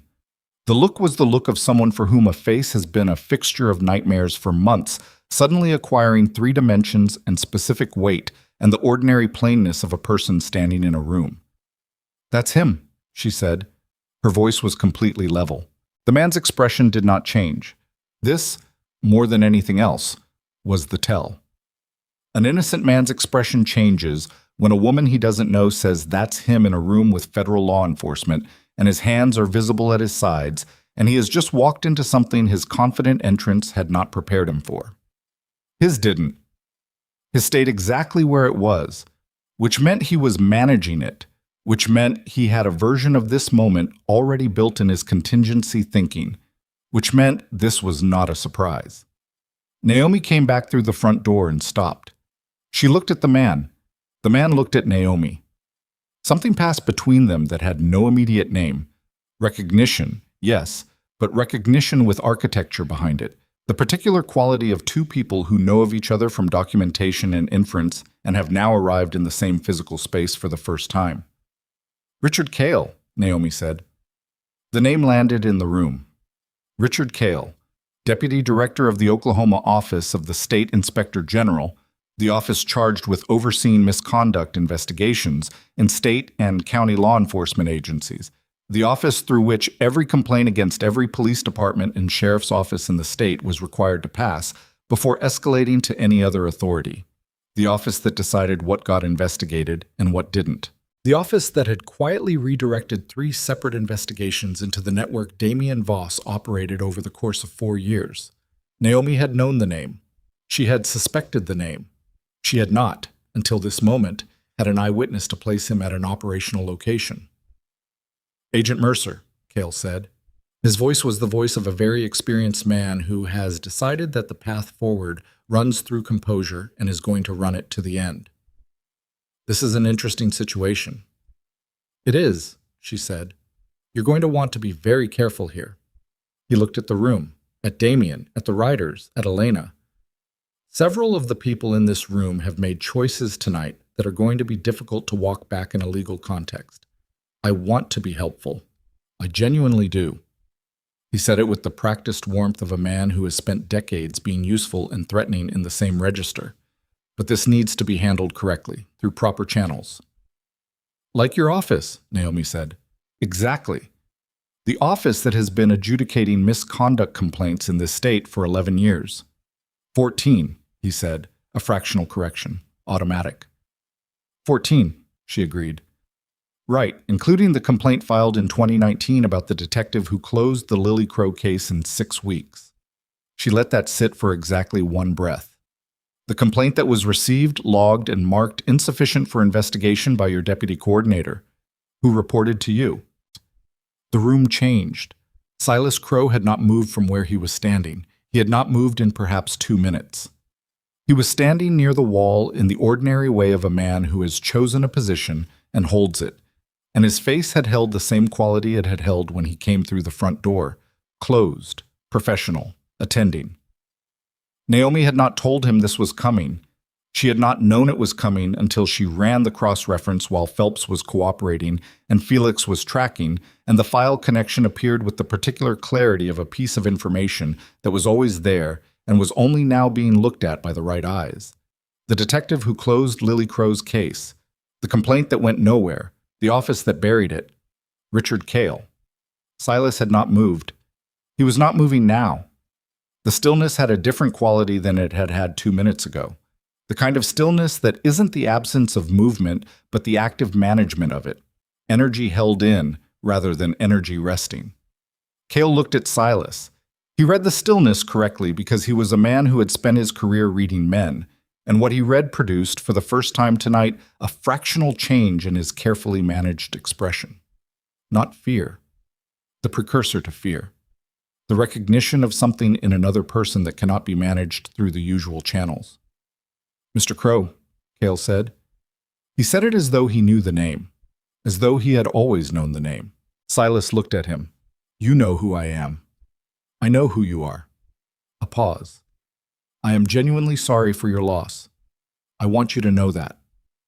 The apology landed in the room, and nobody spoke for a moment, and the silence was the worst kind, the kind that exists when a true thing is said by someone with no right to say it, and the truth and the wrong of it occupy the same space simultaneously. Silas said nothing. "The Lily Crow case," Naomi said, her voice carefully even, "was not the only case buried through your office. We have the filings. We have the log numbers. We have the dates." She looked at him. "We have, as of 40 minutes ago, a federal record showing your presence at this location, tonight, corroborated by GPS data and eyewitness testimony." She gestured slightly toward Elena. "We have a direct eyewitness account placing you at an operational facility in Tulsa in an advisory capacity." Cale looked at Elena.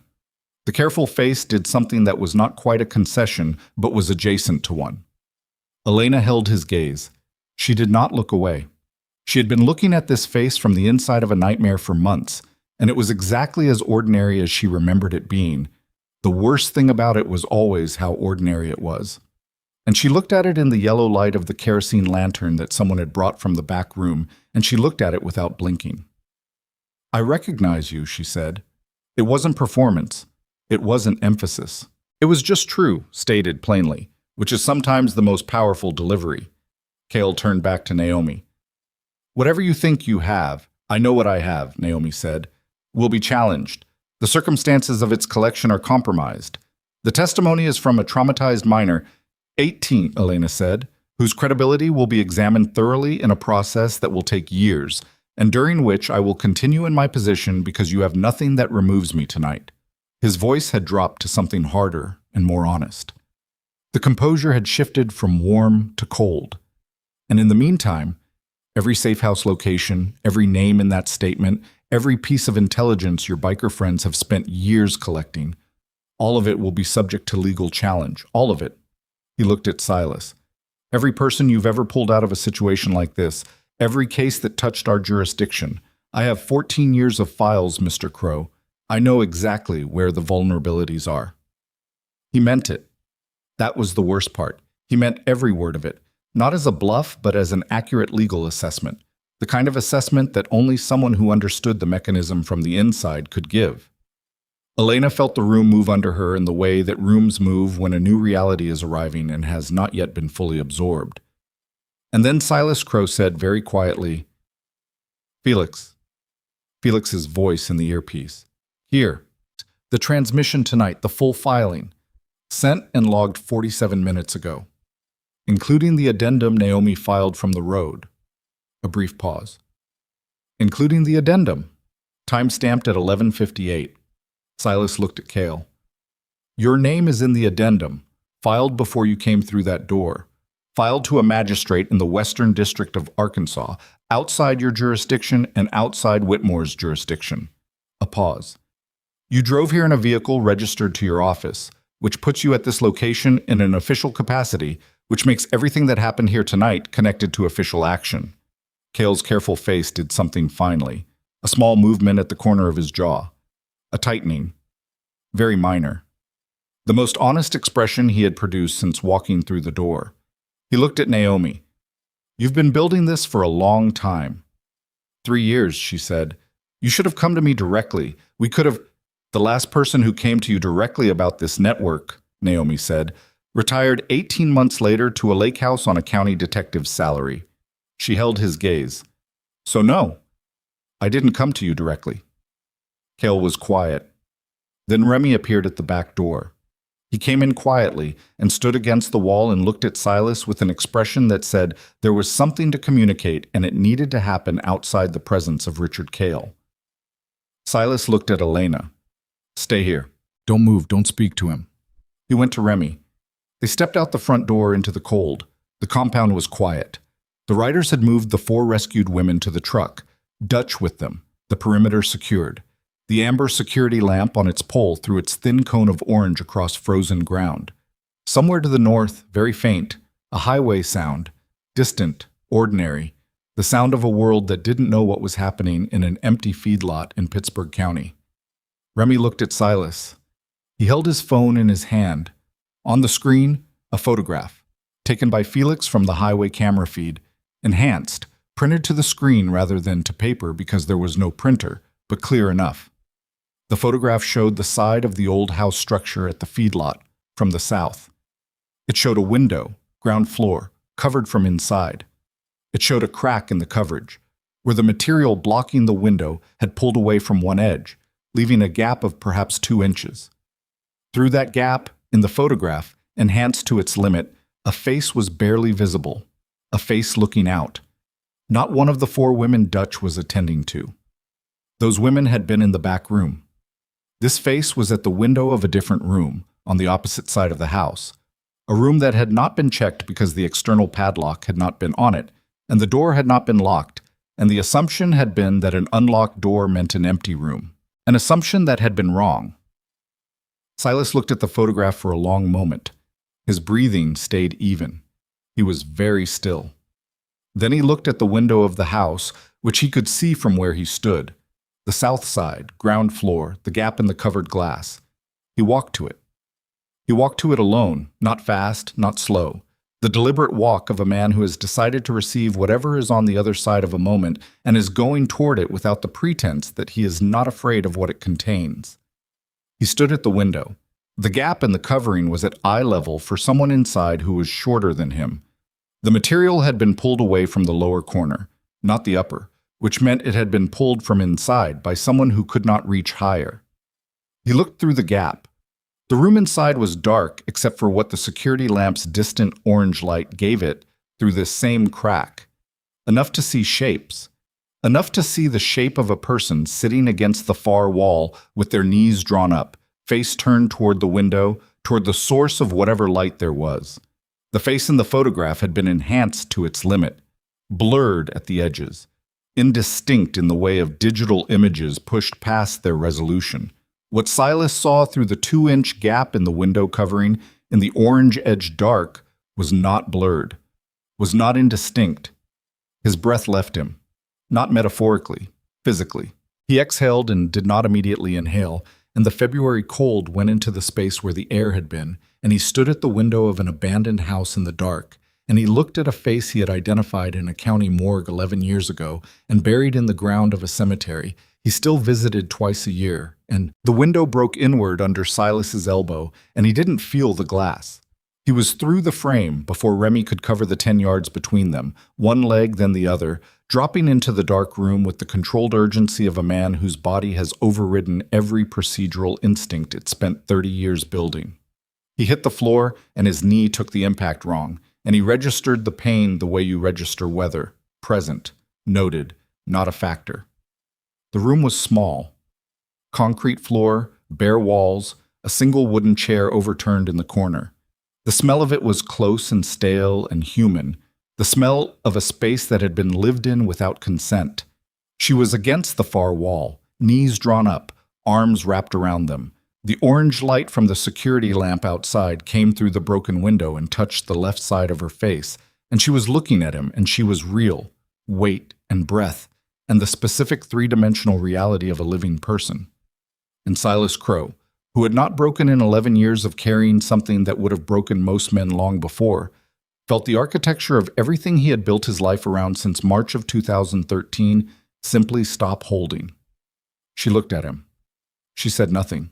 He crossed the room in 4 steps and went down on both knees in front of her, and his hands came up to her face, and she let them.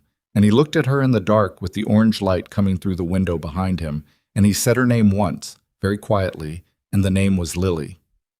She closed her eyes. He put his arms around her, and she was 27 years old, and she smelled of cold concrete and kerosene, and she was breathing. And he pressed his face against the top of her head, and the sound that came out of him was not a word and not a cry. It was something underneath both of those things, something that had been sealed in for 11 years finally finding air. Remy was at the window. He took one look. He turned away and spoke quietly into his collar mic, and his voice was steady because he had chosen steadiness, and what it cost him to choose it was his business and nobody else's. Outside, the compound continued. Elena heard the name through the front wall.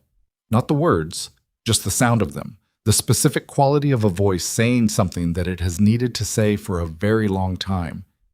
And she looked at the wall, and looked at Naomi. And Naomi was already looking at her. And neither of them said anything, because there was nothing to say that the silence wasn't saying more accurately. Richard Cale, standing near the front door with his hands visible, read the change in the room and made a decision. The decision was to move. He moved toward the front door. He did not make it. Hex was in the doorway before Cale's second step landed, and Hex did not touch him. He simply occupied the space with a completeness that made the space unavailable, the way a wall occupies space. Not aggressive, not communicative, simply there and not movable. Cale stopped. He looked at Hex. Hex looked at the middle distance. "You can't hold me here," Cale said. "I'll have every one of you." "You're not being held," Hex said, without looking at him. "Door's right there. I'm just standing in it." A pause. "You got somewhere important to be?" Cale looked at the door, looked at Hex, looked at Naomi, who was watching him with the focused attention of someone who needs a person to make a specific choice and is waiting to see whether they'll make it. He stayed. In the south room, Silas was helping Lily to her feet.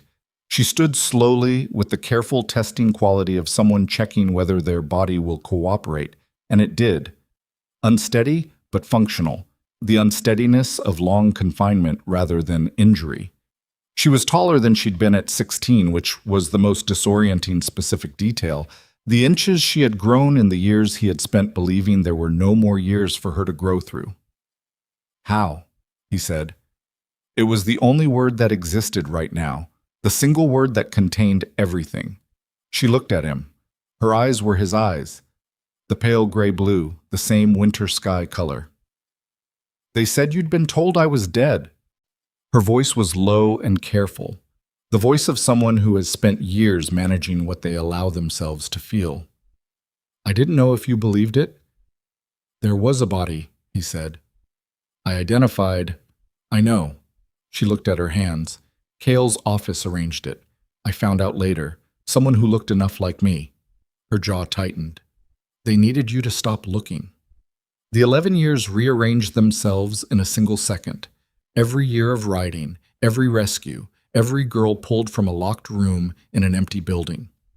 He had been building something in Lily's memory, and she had been alive inside the machine he was dismantling, and the two facts existed simultaneously, and the weight of both was not survivable, except that he was surviving it.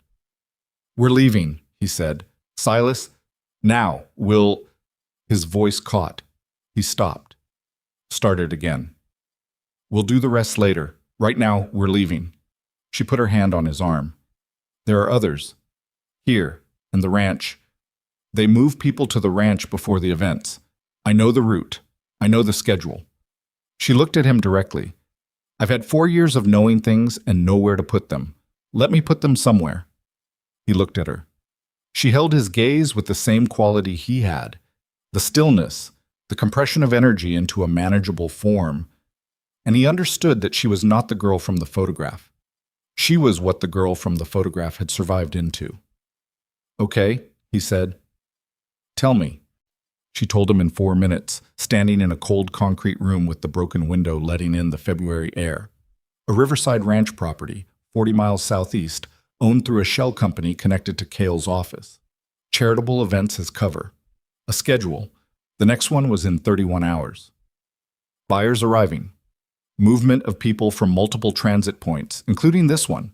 A layout she had memorized over 4 years because memorizing things was the only form of control available to her. Silas listened with his whole body, the way he listened in the field. Not just ears, but posture. The full body attention of someone converting information directly into action. Then he came back through the broken window. The compound reorganized in under 4 minutes. Dutch moved Lily to the truck with the 4 other women, and his face when he saw her was a short, controlled thing that he shut down and filed away with the professional discipline of a man who does not let reaction slow necessary work. Damien Voss was secured in Cale's own vehicle with 2 riders, which had a specific justice to it that no one commented on. Cale was walked to a separate vehicle by Naomi, who had placed him under federal detention with a precision that gave him no procedural angle to argue, the filing already time-stamped, his presence documented, Elena's identification on record. Cale walked without resistance. This, somehow, was worse than if he'd fought. At the gate, Silas stopped. He looked at the convoy, the truck, the two vehicles, the riders moving to their bikes. He looked at Elena, who was standing near the gate with her arms around herself in the cold air, watching him. She had heard enough to know what Lily had said. He could see that she'd heard it. 31 hours, he said. Yes, she said. He looked at the road south, at the dark fields, at the sky, which was beginning to lose its absolute black at the far eastern edge, the first diluted hint of a dawn still 2 hours away. You should get in the truck, he said. You've done... Don't, she said. Quiet. Not aggressive. Don't tell me what I've done. I know what I left behind when I ran. I know the number. I've been counting them every night for 8 months. She looked at him steadily. Tell me what you need. The wind moved across the frozen field. Somewhere far out in the dark, a bird called once and went silent.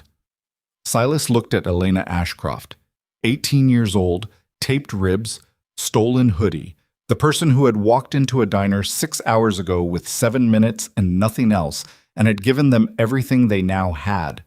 And he looked at her the way he looked at his riders, which was the specific way he had never looked at anyone outside the Brotherhood, which was the way you look at someone you would put yourself between and whatever is coming. The ranch, he said. We need everything you know about how they receive new arrivals. Timing, signals, protocols. I know some of it, she said. Not all. Some is enough. He held her gaze. It's always enough to start. He turned back to the convoy. Remy, he said. Remy was already on his bike. He looked up. Wake everyone, Silas said. All stations. Everyone we have. He looked at the eastern sky. We have 31 hours. Remy looked at him. At the truck. Where Lily was. Back at Silas. Something moved behind his eyes that was not surprise.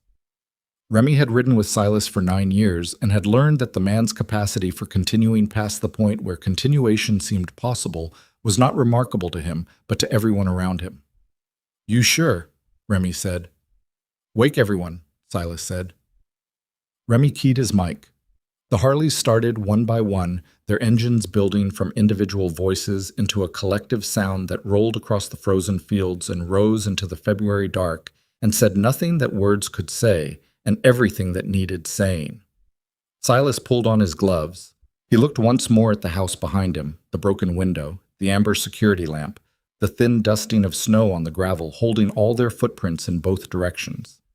He got on his bike, and somewhere 40 miles southeast, in a riverside ranch behind a locked gate and legitimate charitable paperwork, men who had spent years believing they were untouchable were sleeping the deep sleep of the protected class, unaware that the thing they had been protected from for 11 years had just found its daughter alive and was coming for everything they had ever protected themselves with. The ranch operation took 4 hours and cost 3 of them blood. Not fatal. Nothing fatal. But the cost was real, and it was paid in the specific currency of bodies that had already given a great deal and were asked to give more. Hex took a blow to the left side of his face from a man coming out of the barn who had been warned and came anyway, and the eye above it swelled shut within 20 minutes. Cole got a knife across his forearm, shallow but messy, Dutch taping it closed by headlamp in the back of the truck while the operation was still running. Remy pulled something in his shoulder during the main breach that he did not mention until it was over, and even then mentioned it only because he couldn't lift his arm above chest height, and Dutch noticed. Silas took nothing. This was not luck. This was a man operating at a frequency beyond ordinary performance. The particular unlockable state that arrives when a person has been handed back something they thought was gone forever, and the body responds by becoming something briefly more than what it normally is. The ranch, 40 miles southeast on the Kiamichi River, behind a gate marked private and a charitable foundation name on a brass plaque that would need to come down in the morning. 12 structures. A main house, substantial, the kind built to host events and impress the kind of men who needed to be impressed by architecture before they did what they came to do. 4 outbuildings. A converted stable at the north end that was what it had always been, structurally, but had been repurposed in ways that stables are not meant to be. 23 people recovered from that stable and the locked rooms of the main house.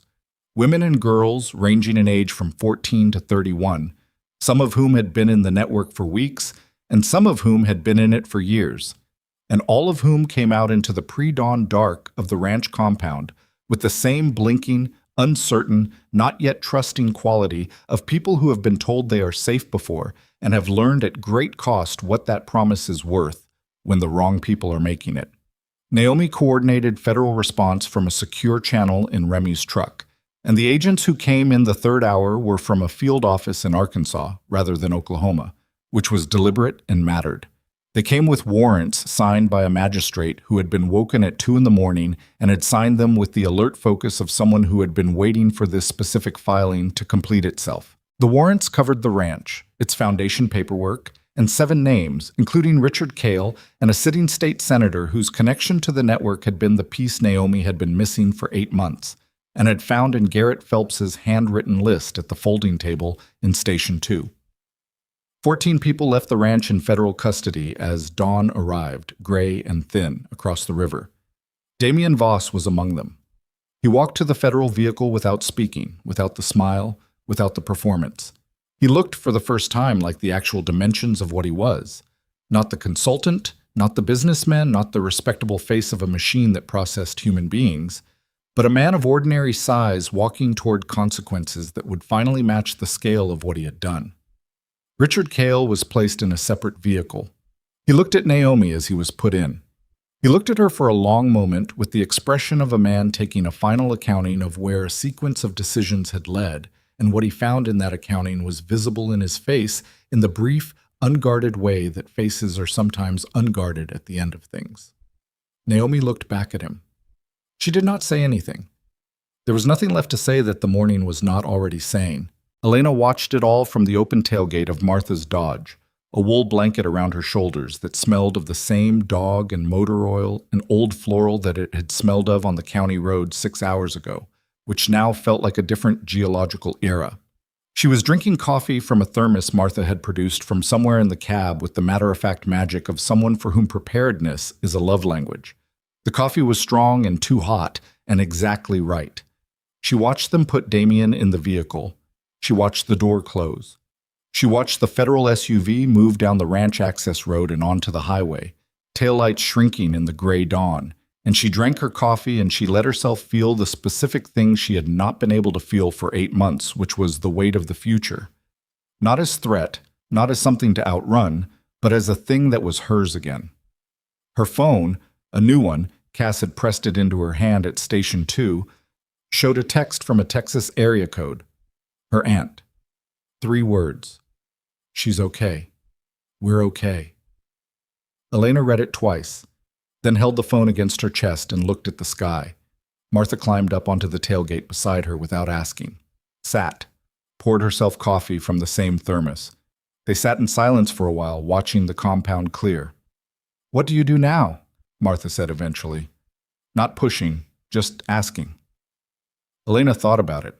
Looked at the brightening sky over the river. I don't know yet, she said. First I go to Texas. She paused. Then I figure out what I know that other people need to know. Martha looked at her. What you said in the diner, Elena said. About noticing. You noticed me. She looked at her coffee. There are people who don't get noticed, who come through a place and the right person isn't there that night, or isn't paying attention, or is paying attention but doesn't know what they're seeing. She paused. I know what it looks like, what it feels like from the inside. I think that's something you can teach. Martha was quiet for a moment. Then, that's a hard thing to make your work. I know, Elena said. Harder than you think right now, even. I know that too. She looked at Martha. You did it. Martha considered this. The sun came over the tree line at the eastern edge of the property, thin and new, the first real light after a very long night. It touched the river and made it briefly bright. I did, Martha said simply. Lily Crow was in the main house when Silas came to find her, sitting at the large table in the room that had been designed for charitable galas, empty now of everything except morning light and the residue of a night that had reorganized the world. She had a cup of something hot between her hands, and she was looking out the window at the river. She heard him come in. She didn't turn immediately. She gave them both a moment in which the size of what they were about to sit inside could arrive at its own pace. He pulled out the chair across from her and sat down. They looked at each other across the table. She was not the girl from the photograph. He had understood this intellectually at the feedlot and understood it more fully now, in the morning light. She was a woman who had spent 11 years surviving something, and survival of that duration and that intensity leaves a specific residue that cannot be undone or wished away. Her face held it. Her posture held it. The way she kept one hand around the cup and the other flat on the table, both of them visible, both of them grounded, that was held behavior, learned in years when having your hands in sight was a form of protection. I need to know some things, he said. Not right now. Eventually. I know, she said, and you need to know things. Yes. He reached into his chest pocket, slowly. He set the photograph on the table between them. The girl on the porch swing, the gap-toothed smile, the squinting summer eyes, worn at every edge from years of being held. Lily looked at it. Something moved across her face that was not simple and did not resolve into any single emotion. It moved through several at once, the way weather moves through a landscape, complex and total and not asking permission. She put her finger on the edge of the photograph. Didn't pick it up, just touched it. You kept it, she said. Every day, he said. She nodded, looked out at the river. Her jaw was set in a way that was exactly his jaw, the same structure, the same response to what cannot be said without losing the composure that is currently load-bearing. I knew you were looking, she said, in the beginning, before they moved me. I knew you wouldn't stop. Her voice was even. That's part of why Cale arranged what he arranged. You were getting too close to the network. They needed you to stop. She paused. They used me to stop you. Silas absorbed this. The specific cruelty of it, the design of it, was something he would sit inside for a long time, in the private hours, in the way that certain things require private hours to be fully understood. But right now he was here, at this table, across from her, and she was breathing and he was breathing, and the morning was what it was. They didn't stop me, he said. She looked at him. A small thing happened at the corner of her mouth, not a smile exactly, the shape that exists just before one. No, she said, they didn't. Outside, the Harleys started, not all at once, one, then another, then the rest joining in the way they always did, the engines finding each other, the individual voices becoming the collective sound that Silas had heard 10,000 times, and that still, every time, produced the same thing in his chest. The specific comfort of a thing that is exactly what it says it is. He looked out the window. The riders were assembling in the compound, ready to move. Remy at the front, one arm operational, the other held careful at his side, sitting his bike with the same settled authority he sat it with when both shoulders worked. Hex with his swollen eye and his particular expression that said the eye was nobody's business. Cole with his taped arm on the throttle. The others, each of them carrying the specific weight of the night on their faces and in their posture, and each of them present and ready and pointed at the road ahead. Silas looked at Lily. Come home, he said. 2 words, no decoration. She looked at him for a moment. Then she pushed her chair back and stood, and he stood, and they walked out of the room that had been built for terrible things and into the morning. Elena saw them come out of the main house together, and she looked at them from the truck tailgate for a long moment without speaking. She looked at Silas's face, which was not unreadable anymore. Something had opened in it, slowly, like a door that has been rusted shut for years and has finally been worked back to function, not healed, not resolved, open. She looked at Lily, who looked back at her with the direct gray-blue eyes, and Elena understood immediately and completely what she was looking at. Not just a woman who had survived, but the thing Silas had been riding toward for 11 years without knowing it was possible, the reason the photograph had stayed in the pocket and the pocket had stayed close to the heart. Elena raised her coffee cup. Lily looked at it. Then she did the thing that had been at the corner of her mouth inside. She smiled, brief and real, and it had the gap-toothed echo of the 8-year-old on the porch swing. And it had 11 years of everything else in it, too. And it was the most honest expression Elena had seen in a very long time. Remy idled his bike up alongside the truck. He looked at Elena. Texas. Texas, she confirmed. We'll get you to the state line. He looked at the road. After that, you're in friendly territory. I know, she said. Thank you, Remy. He looked at her for a moment with the expression of a man who does not say much because he has learned that what matters is almost never communicated through the things people say. Then he gave a single nod and pulled the bike back to formation. Martha had come around to the driver's side. She looked at Elena over the hood of the truck. You ready?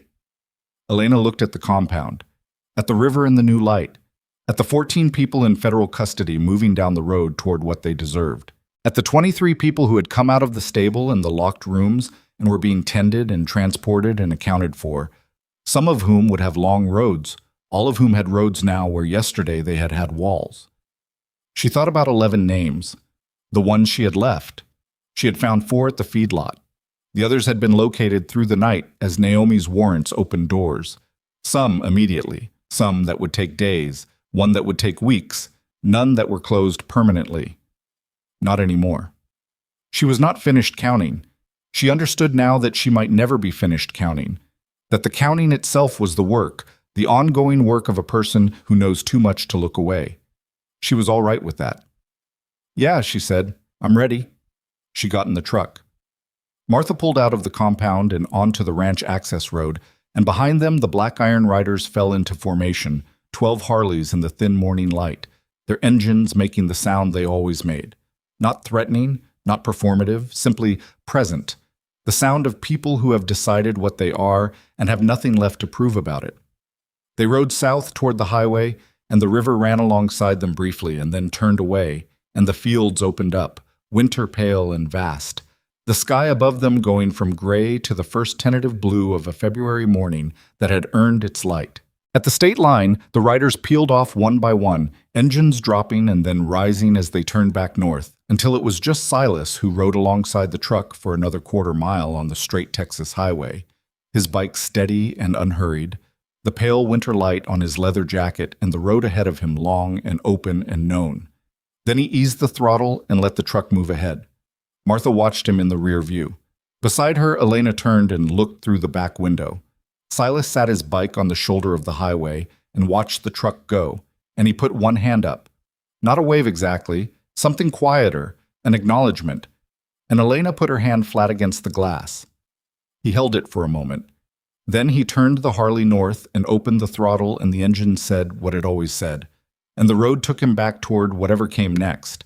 The photograph in his chest pocket lighter than it had been yesterday by the specific weight of a grief that had finally been given back its true shape. Not an ending, but a beginning that had been delayed 11 years by men who had since run out of road. Behind him, Oklahoma. The feedlot in the dark, the broken window, the amber security lamp, the diner on Route 9, the Christmas lights, Martha's coffee, the bell above the door.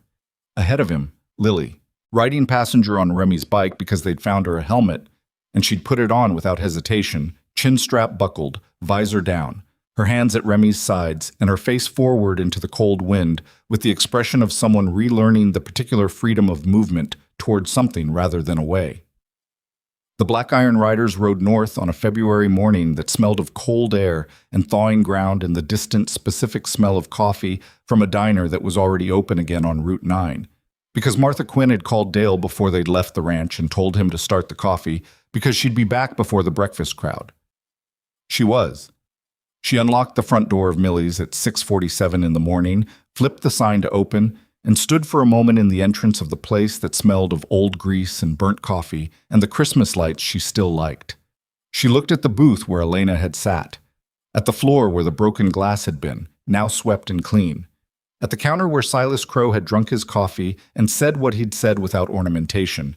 You're safe here for the moment. The most honest sentence spoken in this diner in years. Maybe ever. She went behind the counter. She put the coffee on. Outside on Route 9, the highway was quiet in the early morning. The way highways are quiet when the night's business is finished and the day's hasn't started yet. A thin skin of snow still held on the shoulder. The sky was pale blue going deeper, and somewhere to the west, too far to hear, but present somehow, anyway, the sound of engines finding the open road and opening up. Martha poured herself the first cup of the morning. She drank it standing at the counter, alone, in the warm diner, and she looked out at the highway and thought about the specific kind of tired that isn't the tired of having done too much, but the tired of having done the right thing, which is a different kind of tired entirely. The kind that the body receives not as damage but as payment. The kind you can sleep inside and wake from having become, quietly and without announcement, a little more whole than you were before. The doorbell rattled. First customer of the morning. An older man, trucker, hat and boots. The look of someone who had been on the road since before light. Martha reached for a mug. "Coffee?" she said. "Please," he said. She poured it, slid it across the counter. He wrapped his hands around it the way people do when they are cold, and the warmth is exactly what they needed, and they didn't know how much until they had it. Martha looked at his face. Just for a moment. The way she had always looked at faces. Carefully, without making it a performance. With the full attention of someone who had learned that sometimes a face is just a face, and sometimes a face is someone who needs to be seen, and the whole job is telling the difference. He looked like a man who had been driving alone for a long time. She refilled his cup before he asked. Outside, the highway opened up toward the horizon, long and straight and carrying the morning light on its surface like something given rather than earned. Somewhere on it, a Dodge pickup was moving toward Texas, with a girl inside it, who had a sister to get back to, and a life to rebuild from the ground up, which is the hardest kind of building and the only kind worth doing. Somewhere on it, 12 Harleys were heading home. The world was not fixed. It was not repaired. The machine that Cale had run and Voss had operated and the senator had protected was damaged and exposed and a long way from completely dismantled. And the work of dismantling it would take months and years, and the effort of people who would have to be as stubborn and precise and relentless as the machine itself had been.